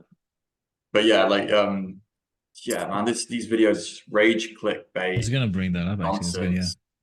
The algorithm is like, just feeding people what they want. They want to just get these rage bait videos. But I think I agree that it's almost unlikely that she's actually dating guys who are spending 5 to 10K. If she is, damn, like, is that from LA? I'm guessing that clip's from like LA or somewhere like that, where that actually probably is what you need if you're going to go out every single night, like go eat dinner. I think also whenever I see girls in these clips, they don't seem to have a, I want to be mean to like women generally who end up in these clips, but they don't seem to have a very good idea of money generally in terms of like what people earn and like, you know, like generally the cost of things. So I always find that interesting, like just general like illiteracy with regards to like how like what things cost. So yeah, I would be very dubious like Markus is that this is actually like real in terms of she just, and it's been manufactured. So there's only so much anger I can have towards something that's so obviously manufactured, man. Yeah, I know. I would tell Scotty, I would tell you to like sort your algorithm out and get less of these fucking raging. Scotty watches this shit. This is the thing. What the fuck are you watching, bro? He laughs at it. What are you watching, bro? He laughs I feel like at Brian, this you're shit. very. I feel like Brian, I'm kidding. you're I'm kidding. quite new Yeah. to the internet, aren't you? Nah, Brian, here's you're the quite thing. new to Here's the this thing. stuff, That's so, what like, I mean. feel like I you're actually, yeah, I feel bad for like these guys who are like a lot younger, and if they are kind of just like searching up like pickup and how to do this, like it's kind of getting blended up into all this stuff, which is it shouldn't even be like a what they label as like a dating podcast or. But the thing is, like, that's what sells. That's what people want to see. You know what I mean? It's not educational. Oh, Marcus's channel or one of ours is going to pop off like that because it definitely is more in favor of like it's entertainment and adversarial. Like, I don't know, you know, maybe I'm doing something wrong, but I've seen people No, compare yeah. Fresh and Fit. I've seen people compare Fresh and Fit to like Jerry Spring. That's basically what they say. Fresh, It's just yes, that kind- it's yes, just yeah. that kind of Fresh and Fit shit is going on. Jerry lame, bro. It's Springer. literally all. That's it. It's all it is. It's just clickbait shit. That's all Mate. it fucking is. That's all it is. Jerry Springer, just the most dysfunctional fucking people in society, like not being able to deal with their problems. And like, if you got fucking shit going on in your life, you want to go on TV, bro, and like, and solve your problems in front of the whole world. Like, who in their right mind, right, would volunteer to go on Jerry Springer? Think about that shit. That's gonna pre-select for some crazy fucking people, bro. That's that's gonna happen. So, But that's what they're doing too, right? They're bringing, like, all Fresh and Fit does is bring on OnlyFans girls, or maybe some Instagram million follower. But these aren't your average chicks that you would normally meet in your day-to-day life, right? Like, they're not there. But so why are you asking? So here's the thing. You know what? These videos and these clips, if guys are getting misled, I'm gonna be a little bit mean here and say, bro, you're a donkey and you deserve to be misled, because why the fuck are you going onto these channels to try and get any kind of fucking educational? yeah, that's true. That's something? a good point. You can say Like, that, you're but a like moron. if it's a 16-year-old guy, like it's like Brian said, man. If it's like just like a teenager or something who has just isn't that worldwide or whatever, and is in high school, like that's how like I love a lot of like the Manosphere stuff, but you see a lot of it is like picking up like younger boys and younger guys, and like yeah, they're just gonna drop into this Poison algorithm. our youth. Thank you, Manosphere. Fuck up the young I know, boys. yeah, I'm so glad that I made Fucking it through without all this shit, bro. Yeah, bro, Yeah, like, imagine bro, if mate, I was didn't- stuck Oh with all my this stuff. I would 100% be a black pill inside. 100%. This 100%. is why I'm actually very grateful, like genuinely very grateful to Brian and Chris, like, and I thank him all the time. Like, I didn't even have any of this shit. I was like lurking on their forum and just reading their shit, and they were normal ass. That's what I'm dudes, saying. man. I'm glad that we came before TikTok and Instagram and all the crazy Bro, shit bro. right now. Like, before all the stuff even came out. Like, that's all I did was like Chris's stuff and like GLL, and I'm trying to think. I of think the I've said this nobody else. Like elsewhere, David but D'Angelo stuff, bro. Double Your Dating and shit. Yeah. All that stuff. Ravi, I think I've said this on a video before, and it's a shameful part of my history because I'm going to say the name of a website. That I know it. But I found Good Looking Loser and Chris and Scotty through the website that used to be called PUA Hate, which is Right. somewhat infamous. Mate, you're because, gonna get the whole channel some- deplatformed. Yeah, now, I'm bro. not gonna explain why the site's infamous because it will probably destroy Scotty's channel. But yeah, that was the all that shit. What were you doing on Yeah. PUA Hate, bro? You were just like trolling around? Yeah, I was just scrolling through. I found the game, and then I found a bunch of people who are like saying it doesn't work. And you know, when you go through like, you find the people who are advocating for something, and you rabbit find hole. people who are criticizing it, and you're kind of like going back and forth between the advocates who pick up and the people who hate it. And then on PUA Hate, Chris had an account, and he was like chatting to people and being like, hey, yeah, I kind of agree that like a lot of it doesn't work and a lot of these guys aren't really getting laid, but like, you know, me and Aaron Sleazy are like actually know what we're talking about. And then I think Chris actually picked up quite a few people like just got Yeah, he him off did. that site. So he was doing like a great fucking service by actually Yeah. jumping into the weeds. Like this is like the earliest black pill thing ever. Like that must be the beginning of like online black. I remember it. I remember it. No, Yeah. the funny thing is, right around that time, Chris just happened to like be in the right place at the right time. I think it was a really, you know, he capitalized on like where the world was in terms of technology and where you could get this content. I don't even think any of this fucking red pill shit was even around then. That's how new this whole thing is. Maybe it is an extension of PUA hate. It's what it sounds like. It fits right into that mold. It really Brian, like do you morphed. actually know? Do you actually know what PUA hate was, Brian? I It's don't probably red actually. pill I've fucking never hate, even yeah. seen, or I actually don't know what that was. No, me and Cam know. It was a proper, bro. It was the first incel board, bro. It was the first like real. Oh, Yeah. It was the first one like that. These guys were Used to hardcore. have They were they used vicious, to have bro. a Yeah, thread. yeah. Yeah, they used to have a thread that was like scammers thread or whatever. They'll just go through every single pickup Everybody, artist that was yeah. like, and they would just like rip them to shreds. And like, yeah, there was like, they were really against like RSD. I remember that. It was like always like, there was tons of threads about how RSD are a pile of shit and all that. And it was just always focused on that. But yeah, I found Chris. So fuck it. It was like finding Chris. The funny thing is, like, Sleazy was one of the like real legit guys that it was too, man. It's too bad no one really even knows who the guy is, but he was just crushing it, like especially on the what is that, MASF or something? That was like the popular seduction forum back in the Seduction day. forum, yeah. Yeah. He was well respected on there, man, and it was hard to find legit guys. And he was putting out some good content, lay report after lay report. You know, The pre-content era was weird. That was pre-content era. Like there was like Chris had his blog, and that was like the beginning. It was like guys would have blogs, and that was like it, wasn't it? Really? And then like Mystery was known because of the game. But yeah, it was hard to find out who people were and who was actually legit back then. The other one was Gambler. I remember Gambler was huge. If you were in the UK, you knew who Gambler was. Like his marketing was fucking everywhere. He was the guy that bro. He created Skill Seducer. That's the only thing I knew about him recently, like the game. But he was all marketing, like he was just making out with models in videos, and that was like how he would get you to like be convinced that he knew what he was talking about. Very odd dude. Yep, pretty much, man. Yeah, guys, we did that reaction and we knocked it out of the park. But bro, I sent you one more. Let's do that one more, and then I'm gonna hop off. I have to hop off because I gotta feed this guy. That's the one that Scotty sent to me that I want you to go through. I found that one really. All right, fine, cool. Interesting, I guess. All right, then let me pull this up. Marcus did a debate with this gent. I remember watching it. Oh, really? Yeah. Let me see. I'll make sure I can. All right. Okay, let's do it. I don't even know who this guy is, but he looks like Bedros Keuilian, but he's, I'm guessing, not Bedros Keuilian. But yeah, I know who this is. Yeah, it's Michael Sartain. So let's just pull this up. Share screen. All right, let's go. Let's do it, baby. Okay, here we go. Can you guys see Instagram right now? Mm-hmm. All right, let's go. One time he goes, you need to look at women when you're talking to them like they have, you need to treat them like that. I thought it was a really interesting, you need to go into the interaction like you are not even considering trying to have sex.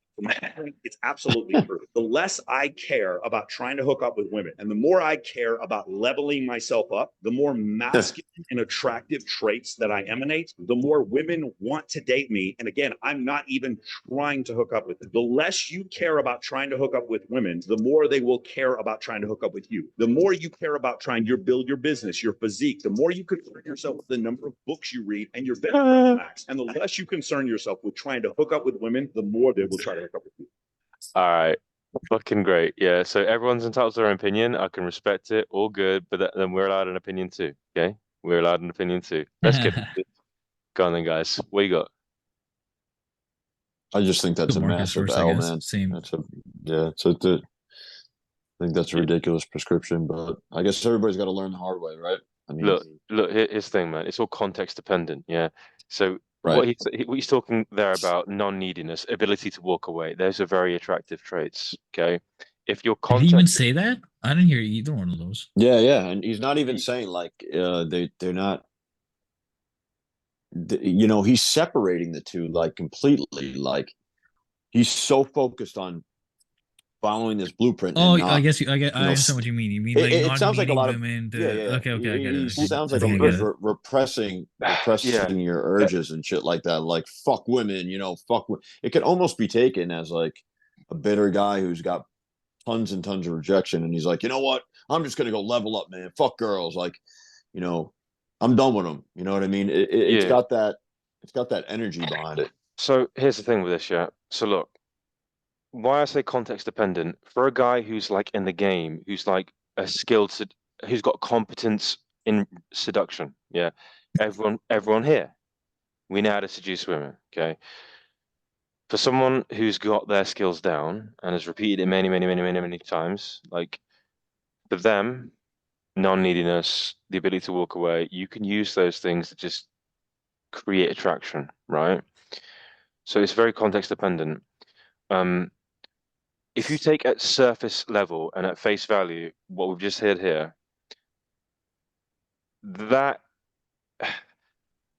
this is a fucking mess. It's an absolute fucking mess. Let's just unpack this. So look, if you are in the position where you've got a great network and there's loads of women in your life and you've got status and they're seeing you as a leader, which is evidently what this gentleman here's got going for him. In that context, right? If you're not too bothered, right, but you've got wonderful social proof and you've got everyone treating you really well and you're not too concerned, that can be something that triggers attraction. And I've done events and stuff like that, right? I've got friends who are musicians, right? And all this sort of stuff. Like some of my friends are pretty high level, and things just sort of happen with women there, right? In that specific context, in that specific environment. But these guys had to. But he's prescribing this. That's what it sounds like to me, unless I'm Exactly. well off. No. So he actually is concerned about it, and he's prescribing this because he's concerned about it. That's what I'm taking from it. Yeah. So the thing is, then, okay, that can work in certain contexts, in very specific contexts, right? Generally speaking, for a guy to have the underlying abilities and to be an attractive guy, right? You actually have to be quite competent with women and actually have those skills down. You have to have competence there, like be good with people, be able to relate to them really well, right? And at that point, yeah, your bench press max going up can potentially make you more attractive and help. The fundamentals have to be there, right? So what you've just heard there, if you haven't got the proper foundation, you're gonna get fucking slaughtered, man. You're gonna get fucked. If you haven't got the proper foundation, you're gonna waste a lot of your life. Yeah. I've seen this many times. It was me. It was me. I was a power lifter. I had a good bench press. Yeah, and it didn't help me. So Yeah, bro. yeah. I've never had a girl ask me how much do you bench or what's the size of your fucking arms. It's never been a thing. Wish Ever. they did. Like ever. Oh fuck. Yeah, man. That girl's So- be like, "How big is your dick? Oh my god, let's get the ruler out, please." Yeah. So you know my take, man. Like you are not going to get around this. You're going to have to address it. You're going to have to take care of it properly, and you're going to have to deal with it. When you've got these things down and they're part of you and they're in your identity, then all these other things are beautiful, like being on your mission, being on your purpose, all of that, like that helps you. It's good. But you have to come from the right place and you have to fix yourself. And when you've taken care of those things, then the world's a very different place. But the message that a guy needs to hear, in my opinion, is not, oh, bro, you know what? Like, you know what? This I call this kicking away the ladder. When a guy has like climbed up all the way and is at the point where he's got abundance, he's had all that, and he's developed himself, he's a good communicator, all that. Then they forget all the trials and tribulations they had to go through, and they'll give this sort of advice. Well, bro, just go work on your mission, because what I found is when I'm working on my mission, everything comes together, and you forget the fire and the flames that you had to get through to start to get real success.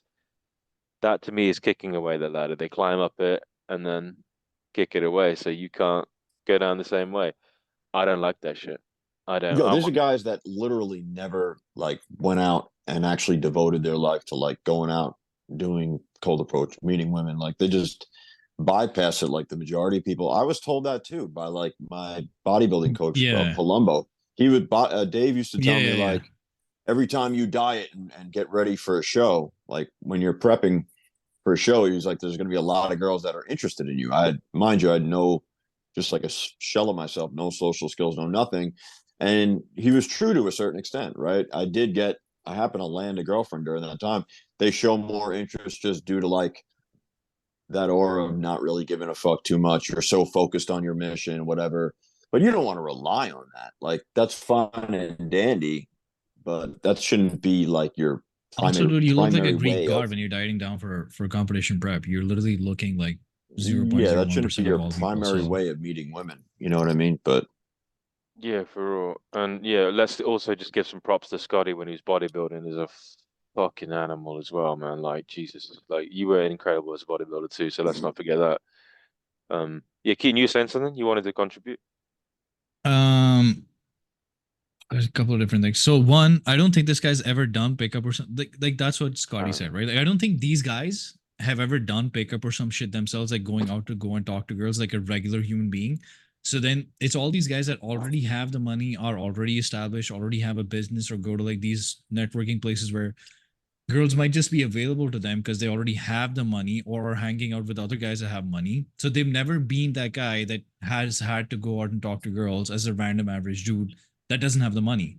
So this advice is horrible to all those guys that, like me, for example, that didn't have the money and such and had to go out and do it by themselves. That's number one. This thing about doing so there's two parts to this. There was a certain statement that kind of goes nowhere. Those things about working on your mission or there's a weird airy fairy statement that he said. And I have this issue with this book that everybody seems to love, but I fucking hate it. The Way of the Superior Man by David Dieta. Okay. Yeah, it's like everybody's like, oh my God, the best book in the world. Oh, everybody's circle jerking to it. But the book has nothing solid of solid substance. The ideas are great. This should be this. And like it's stuff like, oh, your energy should infuse the world and impregnate the world. And it's like, bitch, what does that mean? These words sound really poetic, but that doesn't mean anything. What do you want me to do? Do I do 3 sets? Do I talk to 3 girls? Do I do 100 phone calls? Like, what's the practical application of it? I hate the airy fairy poetic bullshit, which David Dieta's book is all about airy fairy poetic bullshit. You should do this and do that, and your women should feel this. But how though? It doesn't tell you the how part of the anything. And that's where this guy said something similar too. Is like, work on. I don't know what he said. There was a really stupid statement that meant nothing. It just sounded good, but it meant nothing there. That was another part there. Yeah, to me that sounded like he read out of like Dan Bilzerian's book or something like that. With all due respect, that's what it sounded like. You're just giving a very, very basic cliched statement. Just be yourself. Just do this. Just do that. But what does that mean? Is the part that they haven't really explained in that thing. And the final part, which is ironic because I'm actually going to say something that I saw Alex from Playing with Fire mention like 3-4 years ago on his videos, because he got the same question from someone. Was like, so you started lifting weights and you lost like 5% body fat. So you maybe made some money, maybe you didn't. So something else happened. I don't know what else you're working on, right? Whatever. You made certain strides. How does that girl that's in the park, that's walking around, that you find attractive, how does she know that? How does that girl down the street know that? How does this girl on Tinder know that, or that you're swiping through, right? They don't know that because they don't have an app that notifies them, oh, this guy like around the block from you is finally starting to get his shit together. There's no app that tells you, oh, this guy's getting his shit together. Does that mean so it I doesn't? See where you're going with you this. could do all that shit, but you have to present yourself in front of the person to be Yeah. like, oh, okay, this guy actually lifts weights and he looks good and he can talk. Da, da, da, da. Wow, Like if you bro. don't put yourself in front of them, all that bench pressing and this and making that money goes nowhere. Brilliant. So that's No, I the think thing I is heard it. it's pointless. I heard a debate with that guy. It was like, who was debating him? Someone was like, you have to at least be in warm spaces with girls.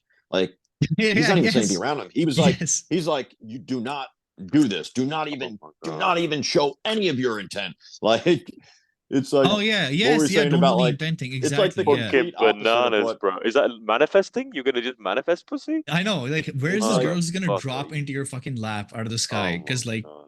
you hit a 225-pound bench. Like, how does that happen? Because I didn't have it to me, bro. Like, I wish I there's a did, but it didn't happen to tremendous me though. amount of like, there's a tremendous amount of conflict in that whole thing. Like, as a guy, like a fucking horny young man, and they're like, don't focus on girls, just don't do that. The guy's like fucking dying. He's like, what the fuck? Yeah. Don't look at girls. I mean, maybe I'm just reading this wrong, but that's what it sounded like. You know, it was far from like what we were saying about how Andy kind of just gently goes about it, and he's like, let's work through this together. Let's kind of like work through this together. It's like the whole series, like the massive do's and don'ts are like Yeah. a big red flag, bro. Like, Yeah, bro. Yeah. don't do that. Well, what if the guy just wants to fucking go do that? You know what I mean? Exactly, But man. it's Yeah, I think Yeah. it's funny enough, I don't think it's actually that bad of a message. I think the way it's conveyed is awful, right? So the way I think about this is maybe if I'm really like being optimistic here, the message might be something along the lines of, hey, if you want to get really good with women, this is a holistic skill. So don't just focus on the women part and everything about them and nothing on yourself. All right. So that's what I mean by that is you might have a student that's just going out like 5 nights a week and they aren't actually, getting a job, getting a career. They aren't actually working out. They might be, again, picking extreme examples, living in their mother's basement, overweight, like blah, blah. Or like we could pick like more reasonable examples is maybe if we think about AA, you might have a guy just like consistently going out every day, trying to approach as much as he can. He does like 2 approaches instead of just taking a step back and being like, yo, where is this fear coming from? Maybe doing a bit of work on yourself, maybe like figuring out why there's so much anxiety there. So I think the idea of like seeing this as a holistic skill and maybe taking a little bit away, if you're like this really desperate, needy guy for the outcome, to just say like, okay, look, this is a skill. We're going to learn it over time. This is something I'm developing with myself. I won't so much worry about all the results with women right now. I know that'll come in the future. I think that's probably a good message. But yeah, to just say like, okay, your goal is A. Fuck A. Don't worry about A at all. Just focus on B. Makes no sense in any other context. Like if you want to get good with powerlifting, bodybuilding, what do you do? Like you would never say, okay, never worry about Start like, making money. Start making money it's like, first. yeah, like it make no sense. Like obviously you want that as a goal. You just don't want that goal to be so strong in your mind that you'll become desperate and needy, and it becomes like a part of like the rejection of that ruins your identity. Like that's a problem. So and what he's saying it with absolute certainty. Like he's saying like, it. don't, Yeah. it's wild. Yeah, it's wild. So what I would rather say to these guys, and by the way, like Ravi, that whole idea of kicking the ladder, I'm stealing that. Okay, I think that's the best analogy because we see this in like bodybuilding too. Like guys take steroids and shit, they get like fucking massive, and then they're like, oh, what works for you? And it's like, oh, this set, like doing it exactly this way, or like this is the protein powder I drink. I was like, nah, bro, you took like a bunch of steroids probably, right? So, that's a weird example, but you get my point here. Like people often aren't able to say or point the finger at exactly what they did through that whole process. And then they'll be like, yeah, it's because I worked on myself and made money. It's like, no, it's not, bro. You probably went out a bunch and did.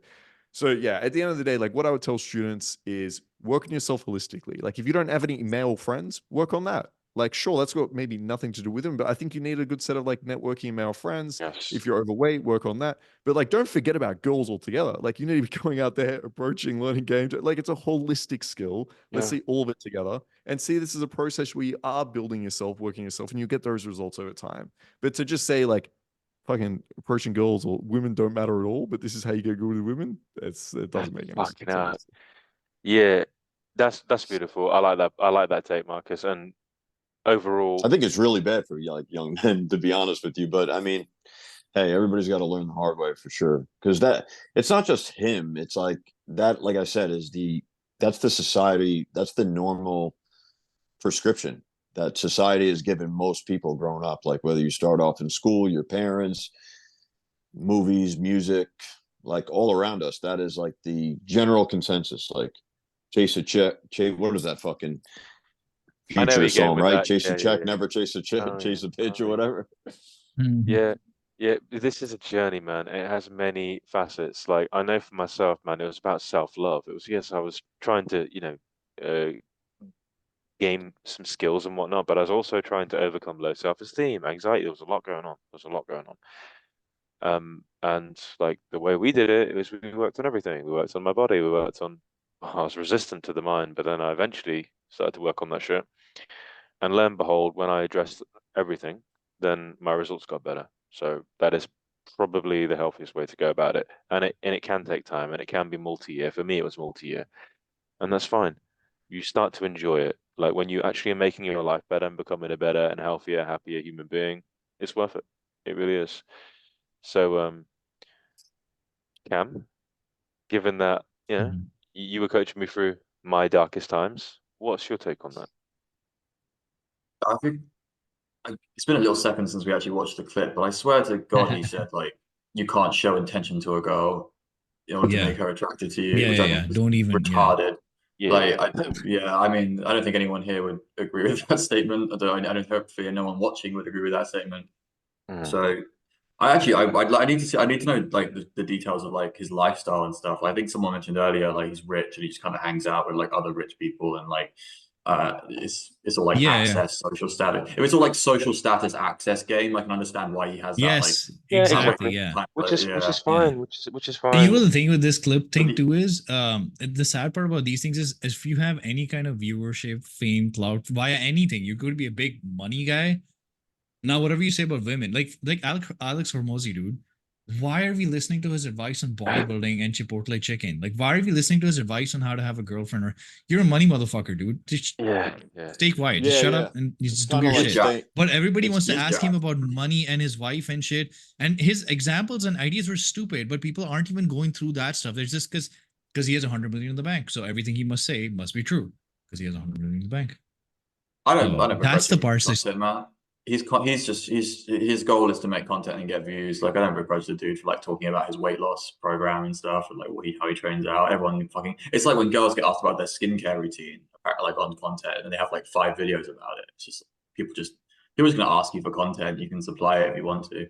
But yeah, I think there's generally like this guy's message was bad. And I think we've all agreed on that to a degree. I do like that Markus was trying to give him some benefit of the doubt, but I feel like it was pretty close to Take him off. unsalvageable from what I saw in that specific clip. Killer Instinct Traitor. does not get the seal of approval for this one today. All right, man. Yeah. That's what I respect about Markus. I think that was the first time I seen him on YouTube. He goes at it with all these like guys who are like generally in that side of the camp, and he takes them on in terms of like I don't know, it just seems like they have no clue what they're talking about. When I seen like his shit was just really sensible and it made the most sense. It like I don't know, man. It's bizarre. It's fucking bizarre. The whole pre-selection thing, I wouldn't mind him touching on that too, like how Cold Approach wouldn't give you pre-selection. Like they were like up in arms when you were like, yeah, it does give you pre-selection. They're like, that's fucking crazy. Like making out with a girl in a club and pulling her hair gives you pre-selection. Like I don't, it's just fucking weird, bro. Yeah, I think there is a part of this. This would be my guess. There is a part of this where there's probably like a marketing play here as well, where like sometimes when I hear people talk and I'm like, you surely can't believe that. Like that just makes no common sense. Like Yes. how can someone be that successful with it and just not understand?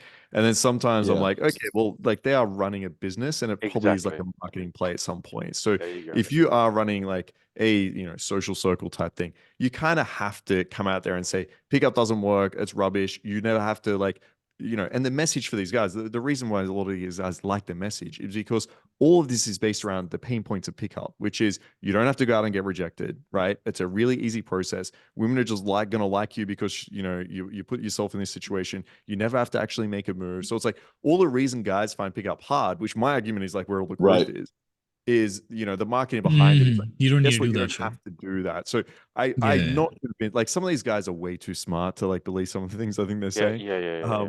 But it probably is like a bit of a marketing play at some point. At least that's how I see it. I like Yeah. will rationalize it for myself. I can't believe some of these guys believe some of the things they do. So I agree Yeah, with it. it's mind-boggling. That's also my opinion. And the reason why I don't necessarily touch on that is because I can understand their incentive. Their incentive as a business owner is to effectively serve their clientele, right? And believe in their product. And that's kind of what they signed up for. And when you're being rewarded for that with views, with serving a large roster of clients and whatnot, then you're going to go deeper and deeper and deeper into that. To some extent, they have to tell like half truths, right? They're smart, they're capable, they've got somewhere in life, but they have to also balance their incentive, which is to be an effective business owner. So and I don't blame them for this at all. Like I don't. It's the individual's responsibility to go find what you resonate with, go find the answers. It's trial and error. Welcome to life. If you want these things, it's not easy. So deal with it. And I don't mind. But again, we can. Sorry, guys, I brought that up. My bad. What? Sorry. Yeah. Oh, that's okay. The whole thing. No, I'm joking. I was like, oh no, it was the whole thing came up. But anyways, Yeah, I gotta head out, one man. last- It's 6 p.m. What's up? No, I was gonna say one last thing that really never gets touched on too much is, and a few guys, I think like Paul Jenkins mentioned it. You have to like go out and enjoy it. I get the whole premise, like Marcus was saying, like kind of to be detached from the outcome and not solely focus on that. So I do think it's important to find, like, when you're so focused on like I got to get numbers, I got to do this, and it becomes a thing. And once it becomes a thing, you can demonize that thing. Like, cold approach didn't work for me. Like when people say that to me, it's like, what are you talking about? Because cold approach for me it was a lifestyle. It was like part of my everyday life. So it was like, what is there to get mad at? They're solely targeting like, I'm going to go Sarge in a place in which I don't even like to go, or like, just Yep.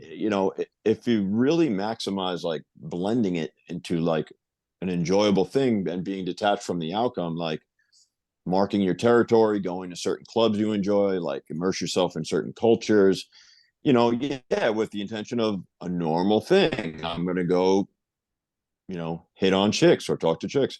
In the process of all that, it doesn't become a separate thing from your life. The key is to just blend it in nice and easy, where you do enjoy like going out to certain places. I used to love going to malls. Like, I'm going to go have fun there anyway. All right, if I don't get the result I'm looking for, at least I had a good time. You know what I mean?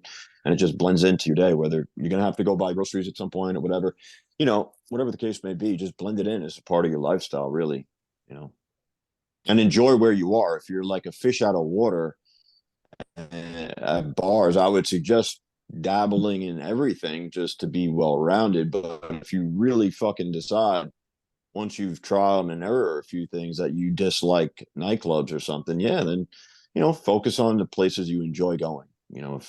Go to the certain town, the certain people, the certain cultures, and just immerse yourself in that. For sure, Yeah, bro. Doesn't get we started talking about enough about when it comes to pickup, man. Yeah, Scotty, you watched the live stream that Andy and I did the other day. We were talking about the path of least resistance, like finding your path of least resistance within this, and like that it's all about like dipping your toe into a lot of waters and trying shit, and you're not going to vibe with everything, but if you find the stuff that you really enjoy doing, it's not going to be as difficult for you to like stay on the journey. So we were trying to tell guys, there's so many guys saying you have to go to nightclubs and stuff. You have to like do this. You have to cold approach, whatever. It's like some guys, aren't going to enjoy it, and forcing them to do it is not helping them, in my opinion, sometimes on this stuff. But yeah, you have to also separate it from like with cold approach specifically. Like, you have to separate it from, is it AA or is it they just don't enjoy doing it? So there are some areas where we have to make those judgments as coaches. It's also a good idea Most to not guys, force people nightclubs who don't like nightclubs. Most guys, Yeah. most guys that check out from cold approach is because there's so much pressure behind them to like get numbers, or like they're so focused on that. I don't like the term that people use sometimes, but I believe it's called like niche maxing or whatever. It's I kind of was literally falls into gonna that category I was where literally gonna you're, talk about the I exact guess, same thing. yeah, you're yeah, where you're maximizing, I guess. Maybe you could elaborate on that, but I think that's kind of what we're talking about to a certain extent, No, about going to what I was places gonna that you say is really enjoy, what you were saying, like, you're focusing too hard on getting the results. So the last time I did my pickup phase, like 1 year ago, and I was working with Andy and Cam, and one of the discussions that we were having on the call was like I wasn't enjoying it, even though I was doing it. I wasn't necessarily enjoying it all the way because I was like so hell Right. bent on getting the results. Like every approach had to be a number, every number had to be a date or a pull, and then everything had to be a lay. So because like pickup was the thing that I was doing, right? Like, so everyone that I didn't get was like a failure of the biggest ultimate goal of that phase of my life. And the one thing that really helped alongside of that was I was actually doing bodybuilding and I was bulking and I was trying to get like 5,000 calories every single day. So even though I was going down to like Toronto, I was like eating my chicken on the way on the road there, and then fucking eating it back and drinking like a gallon of orange juice and all that kind of shit. So even though I wasn't maybe getting results and dates and numbers and lays and shit, at the end of the day, I could still be like, cool, I know this is my major goal, but the other second major goal, like the other thing that's really important to me, at least I check that box off. So like it's not a Exactly. complete, so that's the part where I think even Marcus said, like, you can't just totally focus on the one thing because not every day are you gonna get a win or a sale or a close or a PR or some shit. You have to balance it out with something else too. So you can make it like enjoyable and manageable. Like at least something else is also going on alongside. And that's what I was gonna say. Like I was getting results, but I wasn't enjoying the whole thing because that was the only thing. I wanted to get as many numbers, as many lays. I was just going for boom. I want to get as many results as I can in this like 90-day frame or something. So I kind of immersed myself into, like, I was hooked on this one Trinidadian girl, right? She was like one of the hottest chicks I dated. She was super sexual. Like she just checked a lot of the boxes. So I immersed myself in like this whole um like Caribbean nightclub scene, got in with the promoters and like just the dancing and all the stuff, like really just soaked it all up. And it, like he's saying, Keaton, is that, at the end of the day, man, that was also part of the whole thing. Like it was an enjoyable process despite the outcome. Like right when you go into recovery too, like they tell you like you're responsible for the effort, not the outcome. You know what I mean? So it's important for sure to just immerse yourself in whatever type of scene you may not know what type of scene that is, which requires a lot of trial and error. So that's part of the journey and it's part of the fun of it, really, to just explore. But yeah, obviously the idea is not to be so heavily attached to the outcome. Oh, I gotta get the number, and put yourself in like situations which you've already realized you don't like doing, I guess. I don't know. I think for success in any endeavor, you need an abundance mindset. Scarcity, fear, pressure, these are not winning emotions. We as humans,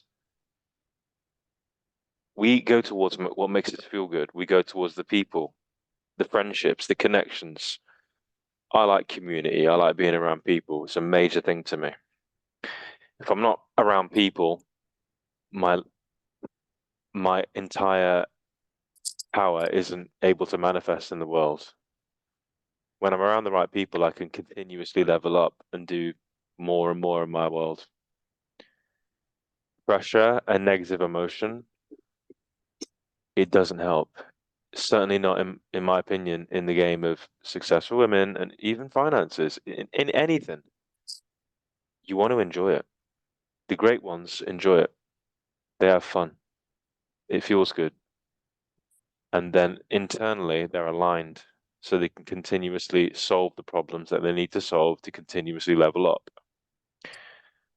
I learned that the hard way by feeling so inadequate and being driven by if I can't get over this approach anxiety, I'm going to be a loser. If I can't start getting laid, I'm going to do this and that. And I found it really difficult to progress like that. I grinded it out, but at a certain point, it fucked with my vibe, it fucked with my overall energy, and I had to learn about the deeper aspects of this. The fact that when we can start to enjoy this shit, also coincides with bringing more success into our world and attracting better outcomes across like everything, is really liberating. Like one thing I love about this whole journey, you learn about success, you learn about human beings, you learn about how to self-actualize and how we work as humans. The healthier, the happier we become, the more all this stuff just gets easier and easier. And it is a journey and it can take a while, but every other aspect of your life is going to be positively touched by it because you understand success and the psychology required for that to create these things and get these outcomes going. I'm conscious of time for this show because we've been going, and I really want these to be about 2 hours because I think that's what our audience will consume. We've got other topics that we did want to talk about. I think it might be best to do them in the next episode. What do you guys think?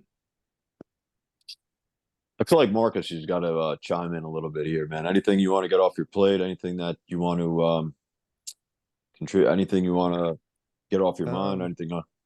No, not in particular. Yeah, I'm excited to talk about the sort of kink BDSM stuff, but yeah, it's if you guys want to save it for the next show, we can dive into it then. I'm open-minded to this. What do you guys want to do? I'm not in any rush, dude. I could talk for a while. I feel like times went by pretty quickly. I'm down for whatever. Yeah, I All could right, chat for a bit. let me get a sense check from Cam's cool with it. Keaton? Bro, I'm gonna hop off, man. All right, Gotta bro. take this guy for a walk and stuff at this morning. All right, man. Cool. Enjoy. It was good being right. with you, man. I enjoyed it. Nice Good chat with you talking to you, guys. bro. I'll join you guys next time. Peace, man. Speak soon, homie. Cool. Let's do it then. Let's do BDSM and kink. Okay. I'll start us off and I'm gonna paint a picture and then we're gonna get into it. So I'm gonna introduce how I started becoming aware of BDSM and kink, right? Of course, I took coaching with Andy, and Andy's a guy who likes his BDSM, to put it mildly, right? I believe, Cam, you'll be forgiven for me to say that you've described him as a sexual pervert, which is fine. We embrace that. We don't kink shame. Ian, Ravi, Ian, that's what we call him. We don't kink shame on this podcast. I We're do. very No, Andy's into some weird shit. No, I'm joking. He's a good lad. yeah. I can see like you getting more into kink has been funny because like It's I feel like you interesting, were a bro. bit resistant to it originally. Yeah. Oh, bro. I remember like I'd talk to you, be like, yeah, man. So this chick asked me to whip her, and I didn't know what to do, like shit like that. You know, back in the day. I thought it was weird as hell. And then, of course, like I'm doing my coaching, right? I'm exposed to Andy and like all the things he's talking about, and he's posting all his lay reports, and he's like talking about all this stuff him and Emmy are doing. And after a while, I'm like, this is weird as fuck, but like this dude's cool and normal. I talk to him like every week, like can't be that bad. So lo and behold, like I start getting more lays, and I meet this girl, and she becomes my first friends with benefits. She was so sweet, she was so adorable. She's really a lovely person, and I saw her for a while.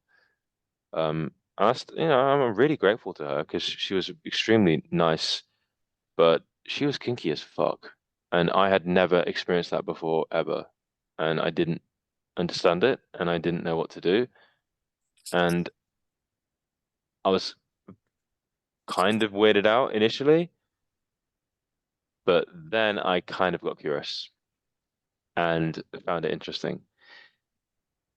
I keep going on my journey, and I meet this guy and becomes a mentor to me. And he's to this day, I talk to him literally every day. He's one of my real close friends. Um, his name's Mario the Dom Chiboni. So you can imagine where this is going. He's a Dom, and like he's really deep in the kink scene for like almost 10 years. Starts to kind of help me out a bit because I'm still on my journey. This is at the start. And eventually we connect here in Budapest. So very, very funny now how this fucking whole thing happened. Cam started a forum right? It's now called Winner Within. So eventually Cam gave it over to me, which was extremely gracious of him. I think he transitioned in business, and like you guys are kind of going in a different direction now. But that forum has attracted some interesting folks. One of them was Mario, right? Never met him before, but he posted a few times on my journal. I come here to Budapest to see one of my friends from Andy's coaching group, and this guy's just there. Very, Wow. very strange turn of events. He's there, and we start talking, and we like start hanging out, and he's showing me all these things. He's helping me with cold approach and all this shit. But we get on really well, and the guy's really smart and really intelligent. He's a massive slayer, like extremely successful with women, like elite level. And because he got on really well, we make plans to hang out again. The next time we hang out, we're in Krakow. It's with a few of the guys. And without me knowing, he's got us tickets to go to a kink event, like a sex party, right? So he gives us a full concierge experience, man. You got to remember, man. You guys, like, Cam remembers what I was like. I was a new, like, guy. I didn't have a huge amount of sexual experience, but at that point, been like with 5 chicks or something like that. And I was totally a fish out of water. Just to give you context, like I hadn't even seen pornography. Like I masturbated sometimes and stuff like that, but like you got to understand the foundation I was coming from, man. Like it just was an unusual situation. So Mario takes us and just guides us through everything. The first thing we do is get all the levers and get all the outfits, and he explains to us how you conduct yourself in the scene, how you go in there. You have to be extremely open-minded. You can't give anyone any funny looks. There's going to be all sorts of things happening. There's going to be all sorts of play sessions going on. He just expressed to me, if you want to play with someone, you can talk to them and see what happens and whatnot. Now, my adrenaline's going up when he's telling me all these things, and we're getting suited up, and it feels like being initiated into a secret society or something. You ever seen this film like Eyes Wide Shut and they're going around with their masquerade masks and shit? It was really weird for me, but I roll with it because I'm a very open-minded guy. And I shit you not, that was one of the most fun nights I've fucking ever had in my life. It was fucking amazing. And I'll tell you why.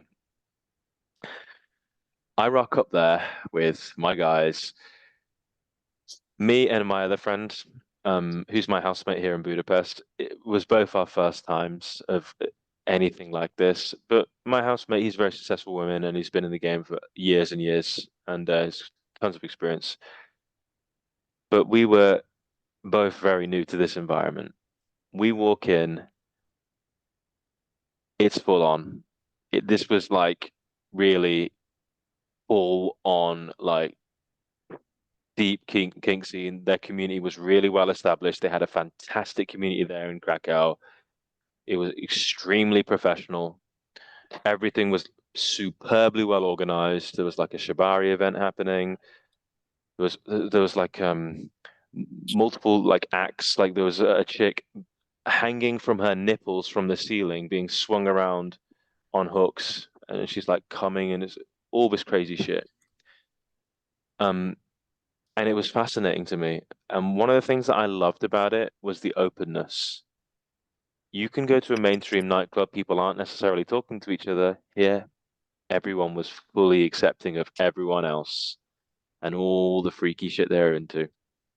People were laying on the floor, getting kicked in the bollocks, being trampled all over. No one gave a fuck. No one cared. Everyone was cool. Everyone was fucking nice. I talked to so many people and everyone was just cool. That changed my opinion a lot because those people were like nice and they were chill and they were like smart and intelligent and there was loads of great people there. And at that point, I was just very impressed by how they ran that event. And it started to turn the gears in my own mind. Because I have a very close relationship with Mario and he kind of mentored me in many ways, he kind of expressed to me, Ravi, where you are in your journey right now, you just need the pheromones, you just need the exposure, you just need to become far more masculine and more sexual because those energies are it within you, but you've got emotional suppression and you've got a lot of like you're shut down sexually. Like you should have really handled this stuff in your teens and you didn't for your own reasons. You have to find your emotions, you have to connect with them, and you have to find your sex drive, and you have to be very okay with wanting to have sex. You have to be very okay to let go of your shame. And I want you now to come to these sorts of events now and just breathe in the air and just be comfortable with sex and just be okay with it. And I took his advice on board. And yeah, I have continued, I've gone here and there, and it's a lot of fun. And now because I'm pretty good with women, I can bang a couple women there without any sort of fucking effort, and it's fun.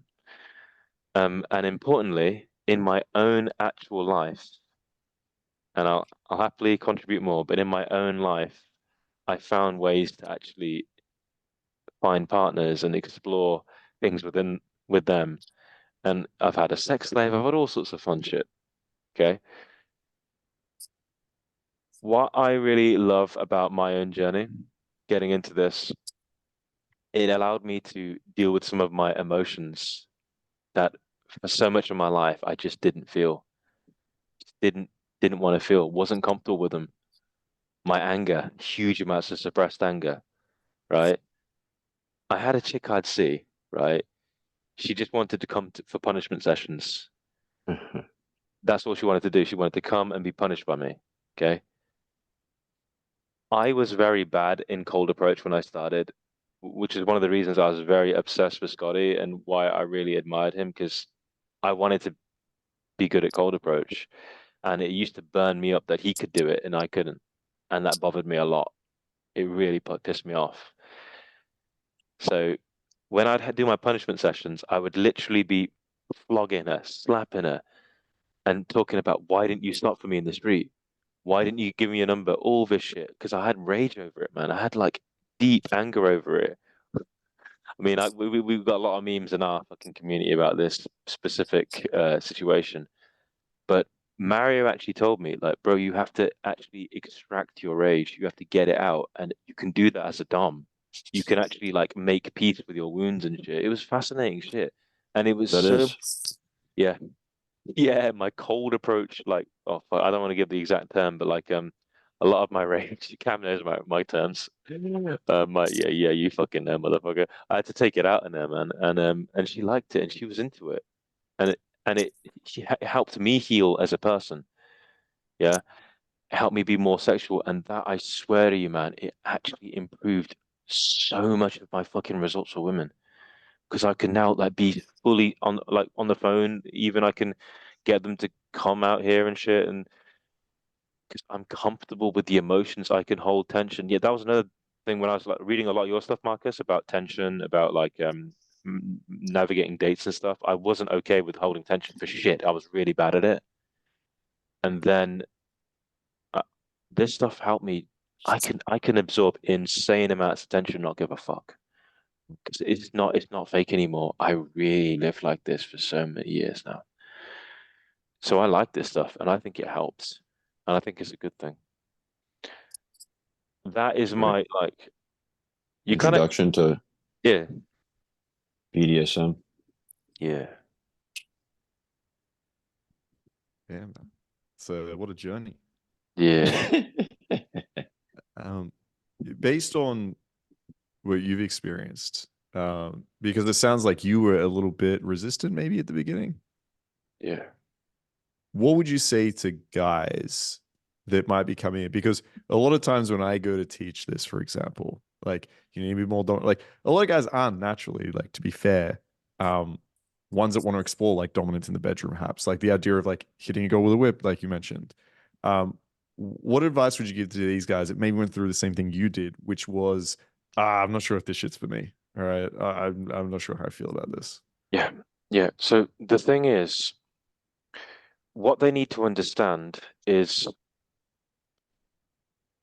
this is about deepening a relationship between a man and a woman and you finding the dynamic that actually creates substantive emotional experiences for both parties. And part of that is the guy needs to understand that this is a mutual act. It might seem that I'm hitting her or something. This is a deeply powerful exchange of energies. The real one who has the power is the girl. The sub has the power, in my opinion. It's about her pleasure. It's about her receiving this and feeling emotions. And the moment that stops, the dom has no power and it's gone. Recognizing that this is part of your development. Could you clarify this and say, is this like all about roles that you guys are like going into this room together and you're going to play these types of roles? Just explain that because I have no idea about this shit, man. In a way, this is a complex, Brian, honestly speaking, this is a very multifaceted thing. And it's part of sexuality. And what I would say to the person who's a bit resistant is this shit brings you closer to the girl and you'll find things within yourself. If you're on this road and you're on this journey to grow, I think you have to do it honor to yourself to explore what is within, because I think people will be surprised about what they find. No, you definitely got my attention. I'm definitely interested, man. I'm kind of sold after that story. I mean, it sounds like a pretty good release. Yeah, I think I was surprised by like how therapeutic it was for me. For one, man, Right. I really was, man, and like that's the aspect that sparked my attention because I'm always looking for ways to get some sort of quality therapy. You know what I mean? I think we don't have that many resources, or if we do, I'm just not hip to it outside of like just like the mainstream stuff that we hear. One of the things, counselor. Yeah, this might actually be quite interesting for maybe yourself to explore at some point, Brian. Definitely when we're in New York, I'm going to tell you a lot more. And there's a scene there. Me and you are going to go to some events together. It's going to be a lot of fun.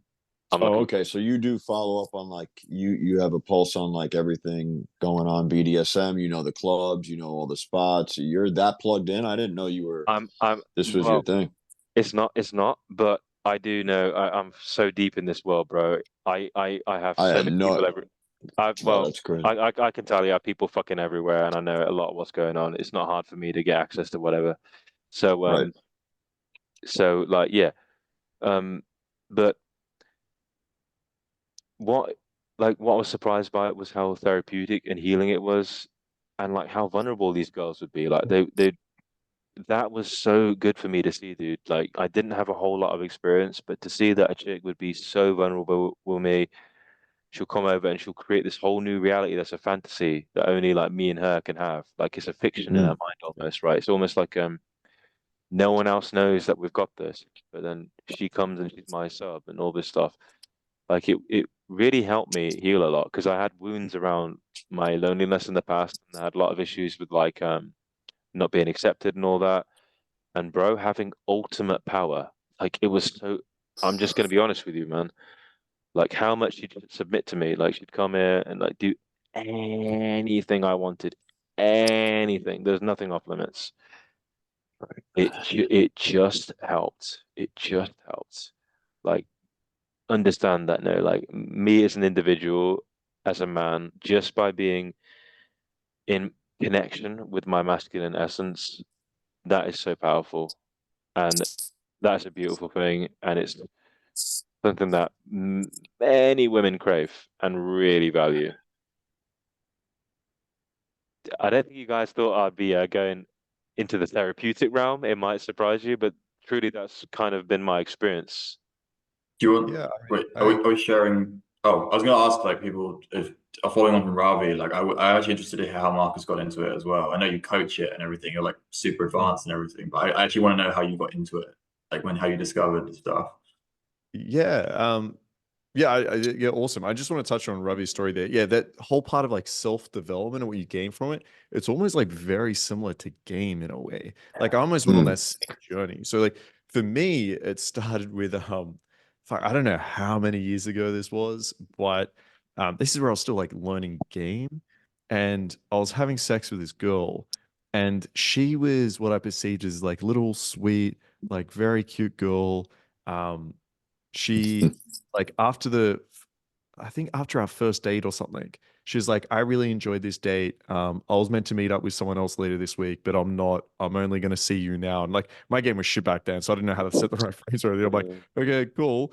And so like really sweet girl, and so we start having sex, and I'm just having sex the vanilla way I always do. And then she said, like, I want you to spank me. Like, she asked me to slap her as I was like fucking her from behind. And I was like, okay. And I'm like, yeah, I've done this before. And I kind of just like slapped this girl's ass. And she's like, no, like spank me, hit me harder. And I was like, okay, cool. So like I do it a bit hard. And she's like, harder. And that at this point, I'm like, I feel inadequate. I'm like, I'm not doing this right. She's not enjoying it. I start getting in my head. She's like, no, I want it to hurt. And then I was like, oh, this girl's fucked up. And I think that's a big assumption a lot of guys have is like there's something wrong with this girl, which by the way, there's a lot of data on this. There's no correlation with like mental health issues or anything like that with girls that enjoy this. So so now like it's just like I lose my boner, like we kind of stop fucking. I feel like super inadequate and kind of hurt right now that I wasn't good enough. And also I'm kind of thinking like this cute, sweet, innocent girl, I think is like kind of fucked up in the head. I'm like, what the hell's wrong with you? You want me to hurt you? Like this is like crazy to me at this point in time. And so we kind of spoke about that a little bit. We saw each other for I don't know how many months. And over time, I kind of understood that, okay, like there's a part of this that this girl kind of likes. And when I can implement that, it feels really nice because it's like success in a way. It's like a skill that I've developed. I'm like, from an empathetic point of view, I can see how much she's enjoying it. From a skill point of view, I'm like kind of developing this. So that's where I kind of started. But then over time, as I built on this more and more, I was like, holy shit, a lot more girls are into this than I fucking realized. And then that was that aspect as well that Ravi was spoken about, this like self-development thing where at first it was kind of like this thing I was just doing for the girl and it was kind of just this skill. And then over time, you do feel that like, damn, this feels powerful. Like that power dynamics that you play with. And as Ravi said, you have a girl looking up to you with those like submissive eyes and she like do anything. Like it's kind of how it feels is like this girl will do anything for me right now. That's like wild trust, like that level of like vulnerability that another woman's placing in you, man, that feels powerful as fuck. So like coming from like I was a guy that felt like at times I was rejected by a woman, that times like I wasn't strong enough, I was a masculine. Yo, this is a huge dose of like, you've got it. Like, you're good enough right now. Like, you are a man right now. And that feeling, oh, it's kind of a little bit addictive. That was kind of nice. And then as I explored more and more, there were other things I started to develop. It was like, hang on, sex can be really fun, right? Like, I went on the PUH and I fucked hundreds of women. And it's like, sex, I think sometimes, and I fell into this trap over a period of my journey where sometimes sex was like, why am I doing this? Right? Like I enjoyed the pull and the interacting with the girl way more than I'd fuck. And I was like, okay, but then when I explored kink, like now sex can be like, what are your fantasies? These are mine. Let's explore. Let's try new things. Now it was like a whole new fun journey that I was going on. And I started to find things that, I didn't really like that much. And then things that I really loved, like the idea of shibari, like being able to use rope as a medium to create this kind of dynamic with a girl and explore with it. And I found, if we're thinking about like from a game point of view as well, I agree with Ravi. Once you feel that confidence, you take it into your game journey. Like you go and approach the next girl, it just hits different. Yeah. And also like if girls know that you're willing to like explore their fantasies, if you're able to fulfill them, you have the skills to do so, that level of sexual authority as well comes with a huge amount of value. So I'm a huge advocate of this. Like I think every single guy, no matter what your belief coming into this is, I think even at the very least, if you just see this is like a cool, fun skill that you can use in the bedroom and the girl kind of enjoys it, and you could, even if it's at that minimal level, I think I advocate it for every fucking guy. I'm a big fan. That's great, Marcus. Let me ask you a question. How did you stumble upon this woman? Did you how did you, yeah, how did you meet her? Did you go to a club? Was it arranged? Because it sounded like you didn't have any cold approach skill prior to this Dude, interaction. this was a girl. I forget exactly how we met. It might have been at a club or something, but this is back when like I'd invite girls to like a dinner date. So this was a while ago, man. So Okay. I think I met this girl at a club or some shit. She was like a foreign girl. I forget exactly where she was from, but then yeah, we went on a dinner date. And this is how bad my game was back then. Okay, we went to dinner date, and I didn't know you could like fuck girls on the same night, right? At dinner dates back then. So Yeah. after we finished the dinner date, I was like, all right, well, it was nice to meet you. I had a really fun time. Like, yeah, we should hang out again. She's like, oh, the date, like, do we have to end it now? Like, I'm enjoying myself. Like, why are we kind of short? And I was like, oh, no, like, cool. Yeah, we can, like, yeah, what do you want to do? She's like, what do you want to do? I'm like, let's go for a walk. The harbor's around here. It's really nice. So we went on a stroll around the harbor. And then I was like, all right, well, it was nice to meet you. She's like, but do we have to end the date like right now? And I'm thinking, what else does this girl want to do? She wants like an ice cream or some shit. Like I was so naive. And so yeah, the next time we ended up meeting up, yeah, we had sex. But it was just, yeah, this wasn't like I didn't know this was like a BDSM girl or anything like that. Like she obviously just had these you know, these urges or these, you know, these kinks. And yeah, so I kind of just fell into it. So yeah, that's kind of how it started. But there was a reason why you highlighted this particular incident, right? I mean, and then this must have really opened your eyes to like this, you know, going down this rabbit hole and really exploring this shit like endlessly. Hard, bro. Because like the biggest thing that like drove me is, to be honest, like I felt like I was on this journey of like improving with women. And so the minute she was kind of like almost, hey, you're not good enough. This is like, this isn't it. I was like, fuck, I need to fix this. So I just went into, you know, analytical mode. So tell me more. Why do you like this? Like, how can I do it? Like, and so at first it was not enjoyable. Like, I'm not gonna lie and say like, oh, this epiphany I had, bro. I was like, this is amazing. At first I was like, is that good? Like, is that all right? And the girl's like, yeah, it's okay. I was like, okay, cool. Like I was in my head. But then, as I said, like over time, you start to fall into it. You become super present. It can be a point where it does feel like super meditative, where you're no longer like, you're just like in it. Like, I don't know how to describe it. You're just like in it. And it does feel like incredible. Like there is this buzz to it that it's hard to explain. So these don't need to be, this doesn't need to be orchestrated. Like you don't, I mean, you can say, I want to like really explore this further. Is it an event or like a specific nightclub that you go to and then you fucking just link up with a girl like any ordinary fucking approach, cold approach type of thing? Like I'm just fascinated by this. I don't really like, because this is just some random girl that Marcus picked up, and then she happened to be into this stuff. I mean, not only happened to be into it, but was like brave enough to tell me, because I can guarantee there's probably like a bunch of girls before that were probably really into this that weren't brave enough to like, hey, this ain't it. I want more. It's almost like that. It's almost like that book that I read a lot. That My Secret Garden, whatever it is. Like, there's that's a classic, bro. That is. I say, like, I like how you said about the sex losing like the when you're going in this journey and you start having a lot of sex, especially when dating becomes like more formulaic and like you get really good at it, and the sex can become like unsatisfying at times, like when you get like repetitive with it. And it's like similar story with me, like, and it was actually, obviously Andy was my coach. So he was always pushing me towards try some stuff in sex, try some stuff like this, because otherwise you see guys wash out a little bit. Like they'll get bored of sex basically, and they'll wash out, and they haven't really developed like deep connections with girls, like deep sexual relationships with girls. I haven't tried in this stuff. And yeah, I love the fact you talked about how like present you can become when you go into this stuff, like how it's like just some of the most like, it's like a flick in my mind, almost like flick in your head of like that instinct turns on, and it came back. And I think maybe I had that in the first few sexual experiences that I had, but I didn't have it again until I started trying all this stuff and started experimenting with BDSM and kink. And even I don't even identify as particularly kinky. Like I have some kinks, but not like a huge amount. But like the ones that I do have, like, yeah, I really fucking have them. Like you find the stuff that you really fucking like, and that's the stuff that turns that switch on. And that's what I'm looking for, like being present, building that connection with that girl. And I would recommend, yeah, Brian, 100% recommend you try some stuff with the girls, man.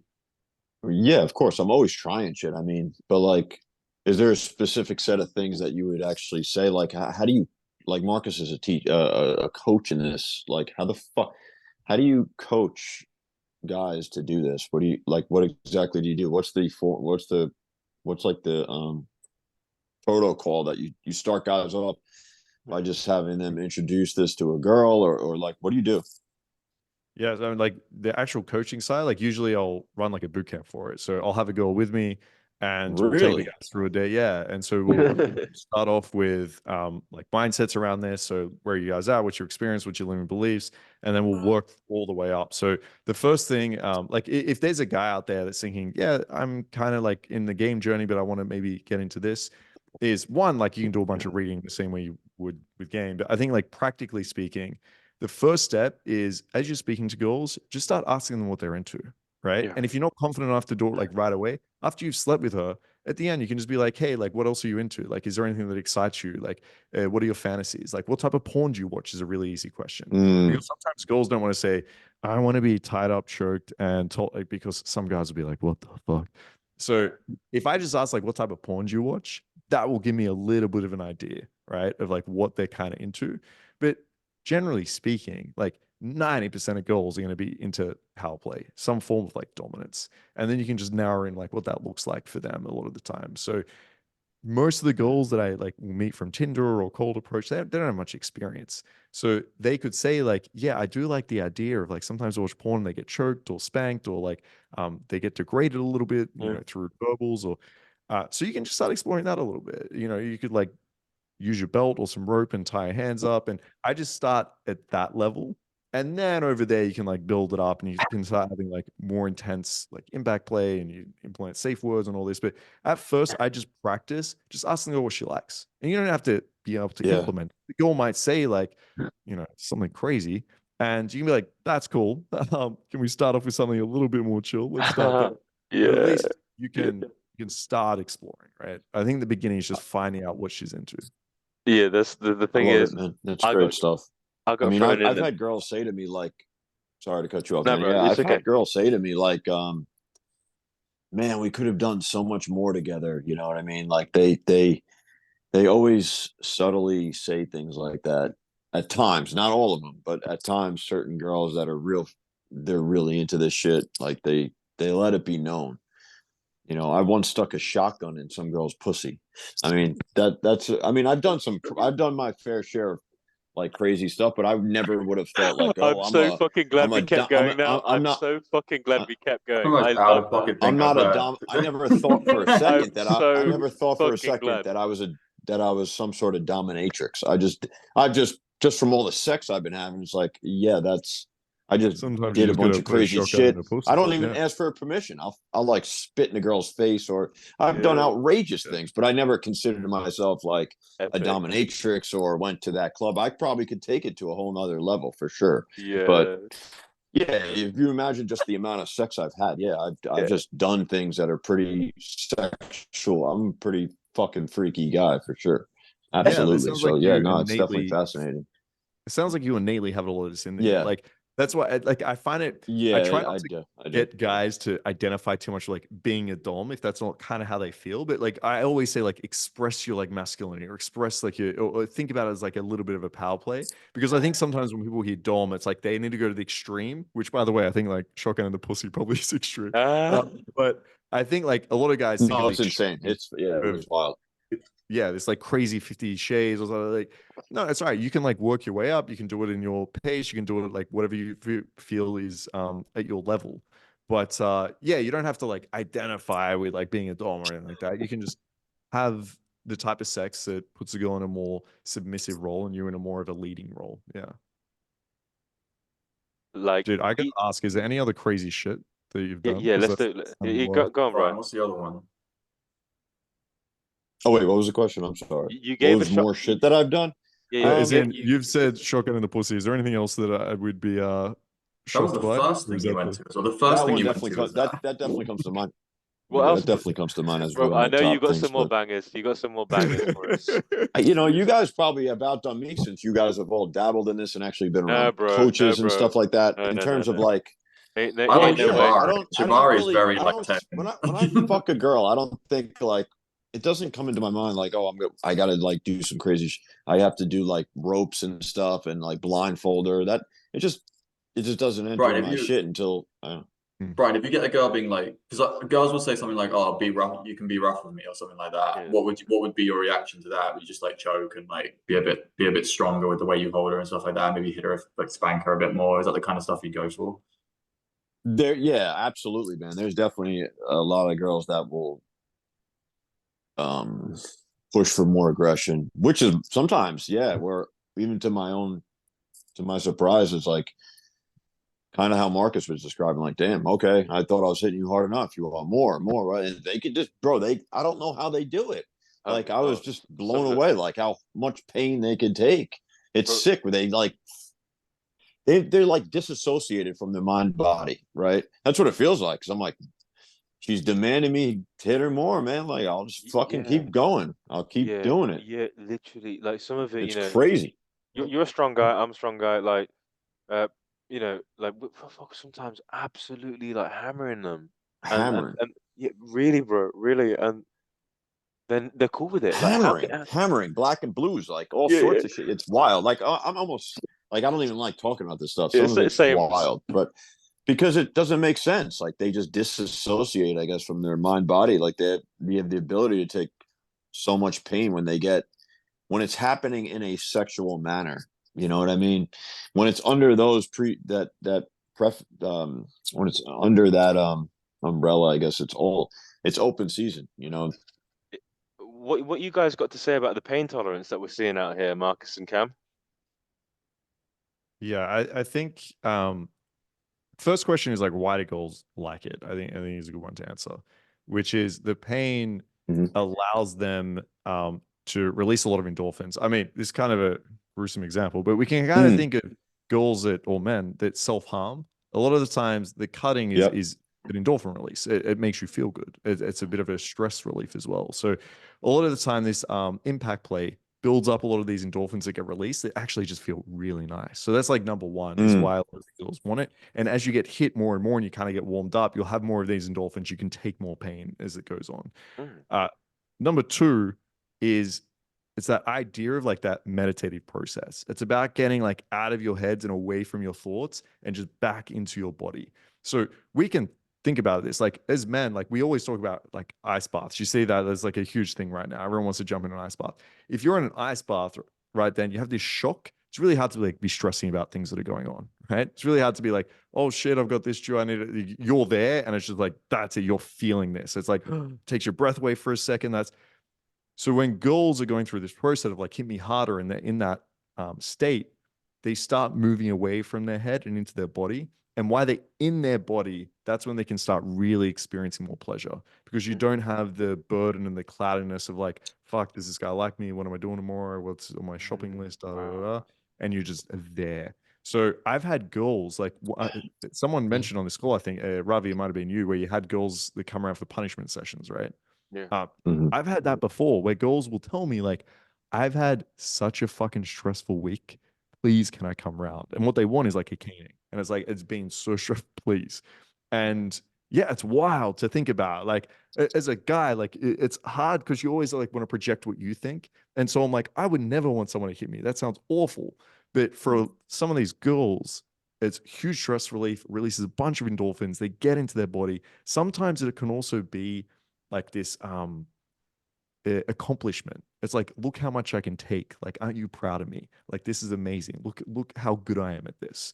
That's also another thing that pops up. So I think all of that combined builds this psychological, like more resistant to pain, I would say, or like a better relationship with it. And they start to almost see it as more of like a end pleasurable experience.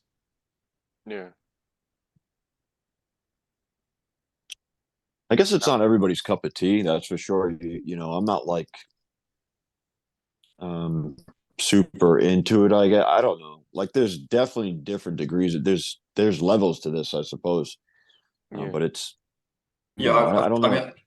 I've talked about this a lot with Andy, and he's saying that he doesn't have a sadism kink, and I realized that fairly on that I don't have that either. But there are going to be guys out there who have that, and that's going to, increase the enjoyment and stuff like that. I think I would say, Brian, it is about finding your kinks and finding the stuff that you really enjoy. I'm sure there's stuff that you've done with these girls that you like. Oh, I felt good doing that. Shotgun kink, yeah. bro. Yeah. The shotgun, Yeah, yeah, and for I'm sure you felt amazing when you put that shotgun into that guy's pussy. I mean, that's yeah, it started off like we were kind of role playing that. I was like, we were like in this fight or whatever, and I just ripped it out and pointed it at her, and she was like really getting nasty and like, come on, blah, blah, blah, blah, like trying to rile me up. And then I was also like sexually fucking doing shit with her, and then she was like, open your fucking mouth, saying things like that, doing. I don't even feel comfortable talking. It's like, it's fucking crazy, bro. Damn. Open your fucking Oh. mouth. Like, yeah, it's sometimes it doesn't. I don't feel that good. They must. Sometimes I feel like they get more like what Marcus is saying out of it than we do. This whole being dominated like that, losing themselves and being so present in it. Because sometimes, yeah, you just have to get comfortable with it. It doesn't feel that great on my end. Some of these things that I've done. That's why I'm not like, yay, I can't wait to fucking tie this girl up tonight and give her the business. I don't know. It just doesn't enter my brain. If they're, I'm down for whatever. I'm generally a pretty open guy, but I'm not like all giddy about it. Yeah. Is there something that like you guys are like always trying to like incorporate into your That's what I'm curious sex about. sessions with girls? Yeah. That's what I'm curious about for Marcus and Cam. Like, what are you? I mean, if you don't mind sharing, what are you guys? I mean, I've been doing a bit more role play and stuff, and kind of enjoying that. I'm a really big fan of like orgasm denial and teasing in general. I think that's the most fun. Like nowadays I almost have more fun playing with a girl with a toy than I do like actually having sex, which is cool. kind of funny. But like if I do it before we have sex, then it actually like makes the sex a lot better. It's like kind of foreplay for me too. But I've always teasing. I don't know, something about teasing is just like to go trolling her.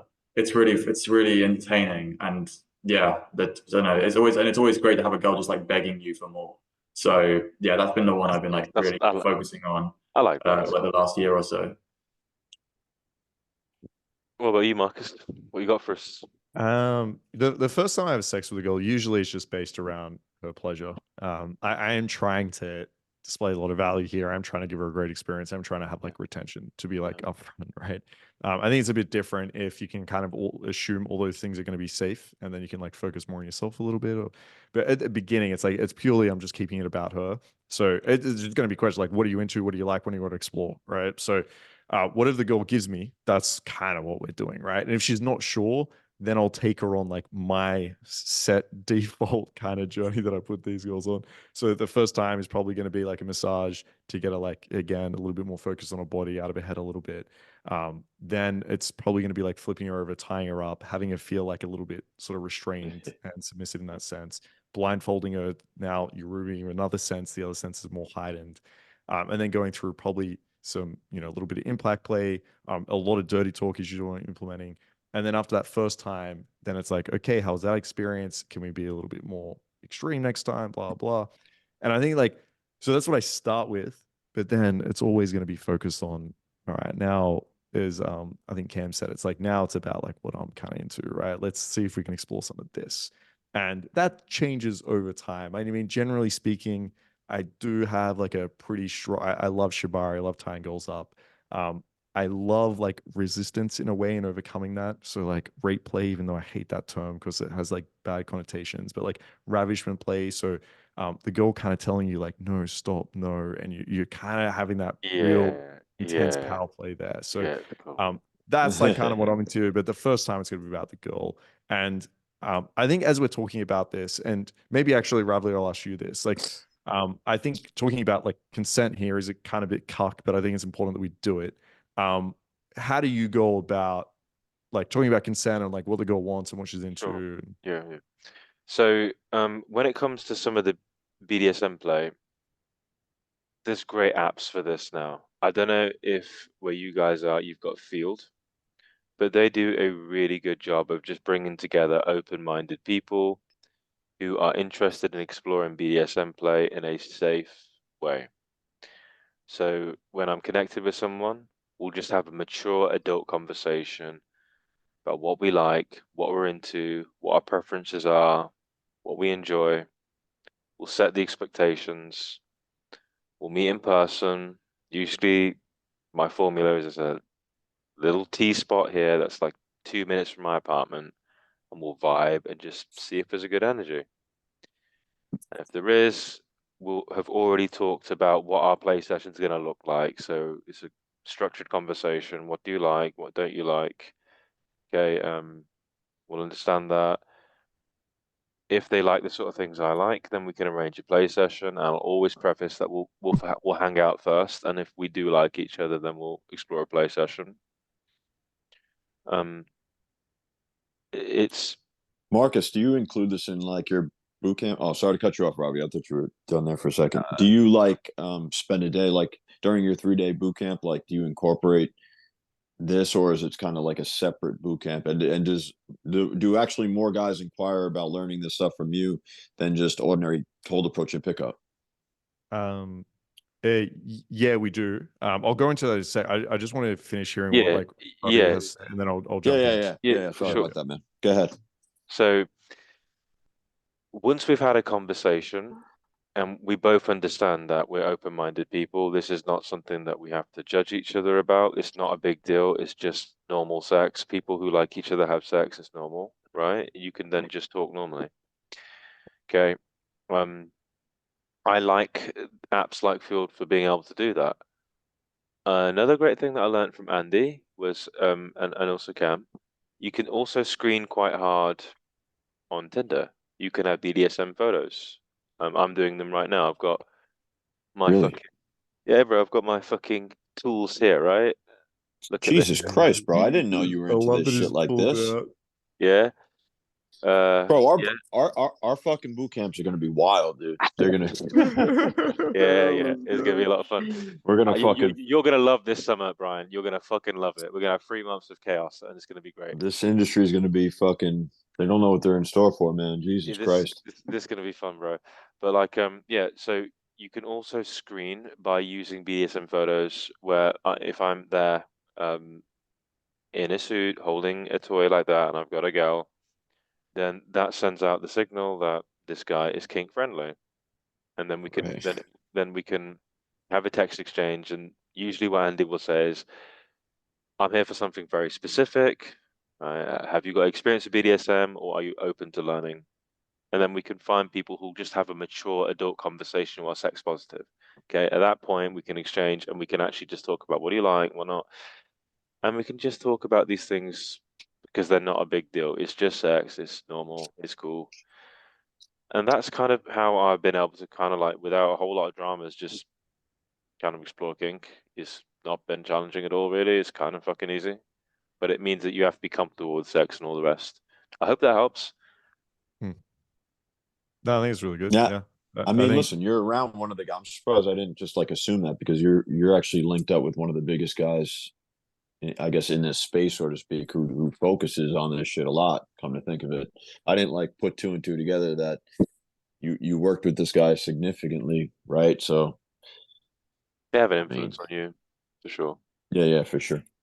But then you had a question for Marcus. We can pick that one up, unless anyone else wanted to. I was gonna say I'm hopping off in a sec, so I gotta go somewhere. Sorry, guys. It's All went good, longer bro. than I thought it was gonna do. Yeah, this is like no, 3 hours. fuck We're gonna wrap up soon, but it was wonderful having you on, bro. These guys. Yeah, Ken. Thank you man. for coming on, man. Gotcha. Appreciate you. Yeah, sorry, Brian. The question was, do I incorporate this in the boot camps? Was that the question? Sorry. Yeah, pretty much. Like, and what do a lot of guys actually? What do they prefer this, or are you getting more traction with this stuff, or how does that work? Compared to, Like, I don't even know what your two. I guess just a traditional style. Do you even do like a boot camp, like a 3-day, 4-day boot camp, or you? Yeah. Yeah, actually, we'll be in I'll be in New York at the end of April, actually. Yes, So it sounds get you the guys fuck will be out of there. here, really? We'll link up Yeah, for sure. man. I'll be there for Dude, 2 weeks, so we'll need to catch up, man. Dude, that's we're fucking definitely awesome, bro. hanging out. That's We're cool. definitely for hanging sure, out. We're man. I'm definitely hanging excited. out. Fuck yeah. That's awesome, dude. Yeah, man. So at the moment, like So it's a 3-day boot camp, you said, or a 4 4-day? day. Yeah, 4-day? yeah. Damn. Oh man. So we Wow, do that's 4 day, dope. and then I offer like 1 day sex coaching is like the upsell on those boot camps. Gotcha. And so yeah, I mean, I go through like consent and stuff like that, usually in the boot camps anyway, but is in the sex coaching is where I cover it mostly. And yeah, I think it's like really helpful because like one thing that I found, if I'm like a student and I've got this girl in front of me and I'm like, I want to try XYZ, like I want to try tie her up and like choke her, for example. It's if you don't like, as Ravi said, like actually just ask like what you guys are into and what you're not, it's really scary to do that, right? Like if you're gonna do that, like the girl could freak out. And I've had this, I've learned my lesson. Like there was one time I had this girl tied up and she was enjoying all the dominance, and I said, open your fucking mouth. She opens her mouth and I spit in it. She freaks the fuck out. She has some like germ phobia with like saliva. Get me here.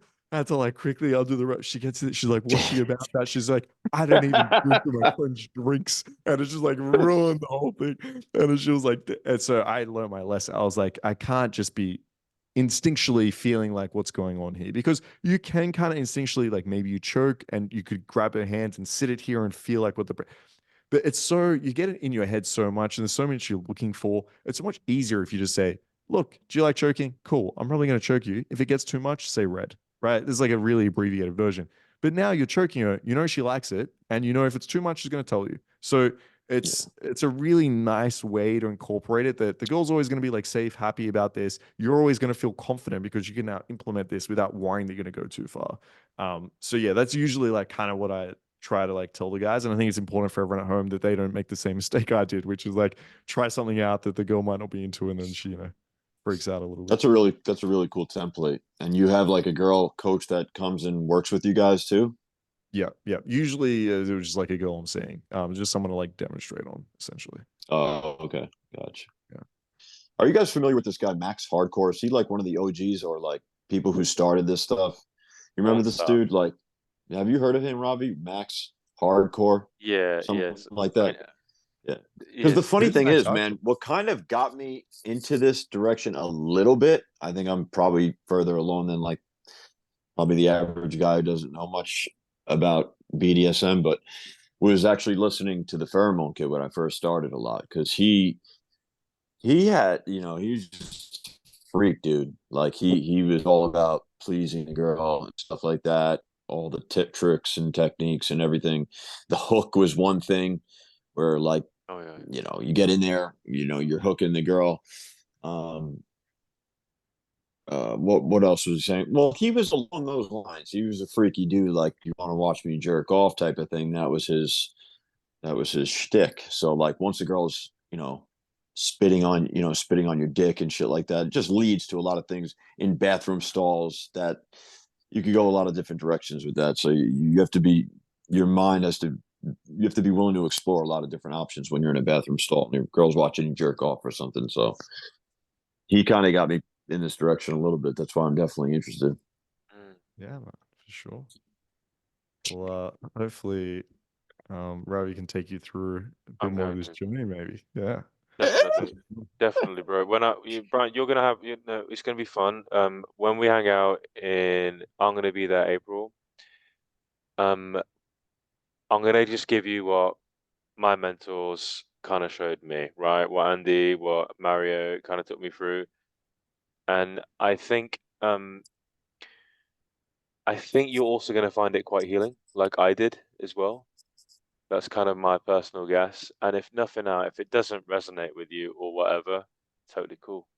It's not necessarily something that, but for sure, I want you to. I want to definitely experience it with you and like see like what you think, and we'll talk about it after. And if anything, it's going to be some great material for us to explore on the killer instinct. So that's happening, man. That's April. Yeah, it's right around the corner, man. I'm excited to get my life going towards New York for sure, man. New beginnings, man. Hope everybody prospers and fucking kills it. We are, bro. We are definitely, man. This is this feels like it's going to be a really great chapter. I'm very excited that you're going to be there too, Markus. In Okay, man. yeah. it's so surreal that I'm even going back there. It hasn't fully sunk in yet that this time I'm not, it's not a vacation. I'm not planning on going back. I'm going there with the intention of staying long term. So it's wild, bro. It hasn't clicked in yet. Like I fucking dread those rides up to New York, but I'm actually looking forward to fucking driving all the way up there, dude. Because that's a brutal ride, man. That Yeah. 19 hours or whatever. Thank God I'm stopping in Virginia, but like that's a fucking brutal ride. Bro, Yeah. places where there's open-mindedness and like places like New York where they're very metropolitan, where you'll see all walks of life, you'll see everything, bro. You'll see everything, every gender, every ethnicity, every fucking permutation and manifestation. You'll see it all every day. It's fucking there in your face. Guys who are wanting to live an abundant life, like those locations are brilliant. They're absolutely fucking brilliant because you can like you'll find everything that you seek because it's there. They're melting pots, man. They got it all. You can really like find yourself in those locations. It was the same for me when I started this shit. The first thing that these guys had me do is move to London, man. 13 million people there. You're gonna really develop. You're really gonna explore a lot. All this shit happened. I can talk to you about all this shit because I was where there was a beating heart, where there was open-mindedness. I didn't think I was gonna have all these experiences. I like the first friends with benefits, dude, that I had. She was really, really kinky, like really into. Now after, all this time, I can see she was really up there, into massive amounts of humiliation, wanted Wow. to be, yeah, all that. And I really What do you didn't have, do? Like, give me an example. You spit in her face and stuff like that. yeah, degrading, verbal, stuff like that, right? But it's almost like a role that you play. And it's an Yeah. energy that you have to exude, and it can be so fucking exhilarating. It really can. But at that time, I hadn't developed enough to be able to do that, which is why I really like this. I really like kink and BDSM because to be able to do these things from a place of like real congruence and feel the emotions, like that's really It's really important as a man, like to have that. One of the things, Brian, when hung out with you and you were explaining some things about your thinking around approach and success, you were kind of really highlighting the importance of like your intent and sexualization. Like this stuff really helped me get down so many of the ideas, the core ideas of that game that I needed to really get to advance myself. So this is why it's important that we talk about it, and it's important that we understand that it's a tool and it's there, you know what I mean? And it can help all of us like just get more from our relationships and our development. So yeah, You if we're not in my opinion, if we're not where all the action is, where we can drink it all in, then we are not going to taste the full menu. And dude, if I didn't have that friends with benefits who awoke this shit in me, like I wouldn't have learned this stuff, and I wouldn't have potentially made the progress that I have. So the point why I say this, Brian, is for you because you are now going where you need to be, dude. We know you, man. I've followed you for a long time, dude. Like your ass needs to be in a location like that. You know, Brian, you're very expressive. You're very gregarious. You could talk to people all day, right? You're very good with people, and you love people. You love being around them. Like, why the fuck are you in a location where there's no people, bro? This is insane. So I'm actually genuinely happy for you that you're going to a great city to start Scotty 2.0. This is a good time, bro. Yeah, man, I appreciate that. I really do. And listen, I mean, I have a whole new appreciation for what's in store for me because every time I go back on vacation and just when I'm there with you, whatever, I'm like, holy shit! Like, it confirms everything I feel. I know New York's kind of like under the microscope right now, and with all this political shit and everything, but Oh, like, but let it be, bro. Let it be. yeah, let's just like it is what it is, man. 8 million people in the boroughs alone. It's just we kind of picked up right where we left off when we were in Soho. Like during the daytime, these girls with I have a whole theory. Obviously, it's pretty obvious. I mean, like they're just more extra. They're down to talk. It's a very and not to mention the anonymity part of it. That's huge because the girl feels like off the hook. The pressure's off her, right? doesn't have to worry about that. They just about being judged. It's all about judgments, and this one knows that one, or just the small town mentality behind all of this. And it's especially being down here in Central Florida. Like I'm really aware now, like how segregated it is down here. I never had to deal with that shit in New York. Get the No one fuck gives out a of there, homie. yeah, Yeah, nobody gives a shit in New York if you're dating exactly. this color, that color, Oh that. my God, Nobody bro. gives a fuck. Like the Exactly. other day, I was in a hip hop club, right? And I was grinding up with some girl, dancing with some girl. We were vibing back and forth, and I could just fucking feel the tension, man. The racial tension was fucking like through the roof. Like eyeballs were just on me from every direction. Some big black dude just grilling me. It's like, dude, I used to go to BB King's in Manhattan all the time. Yeah. And the black guys are just giving me high fives, fucking like they don't give a fuck how many black girls I'm hitting on, like, or making out. They don't give a shit. Like it's sad to it see. don't matter. It opened my eyes to see what goes on in other places in the country. So Brian, yeah, it could be a huge difference. This is why we want you to go there, bro. It's the volume. They're endlessly exposed to everything from every angle, every ethnicity, every person from every walk of life. You having tattoos all over you don't fucking matter. They see it every day. It's the volume, massive volume. People are seeing everything, right? They're desensitized. They'll actually see your fucking humanity and your essence, which is why we go there. Yeah. So this is and good. I know Marcus didn't piggyback off what we were saying before about how, like, go to places you enjoy, like immerse yourself in certain cultures, and like target the girls you really do like. I think right outside of the preliminary stages of just getting your feet wet, and just you have to first uncover that and find out what exactly it is you do like.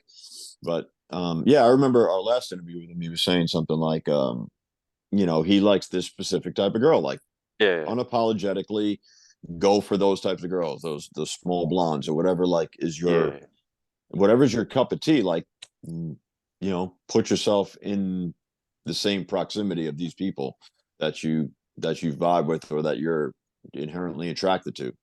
Since I was a little kid, dude, I'm talking like 8, 9 years old, my eyes would just naturally go towards like the black girls for some reason. I just always was more attracted to them for whatever reason, man. I don't know, but more power to you, homie. More power to you. Yeah. Exactly. And they fucking love you, by the way, because I've seen you approach many beautiful black women, and they fucking love you as well. So that's great. Yeah, for sure, man. I mean, try not to like discriminate too much. I have a pretty, I guess, low floor, so to speak. But like, I mean, it's like, it is what it is, man. It is what it is, homie. It is what it is.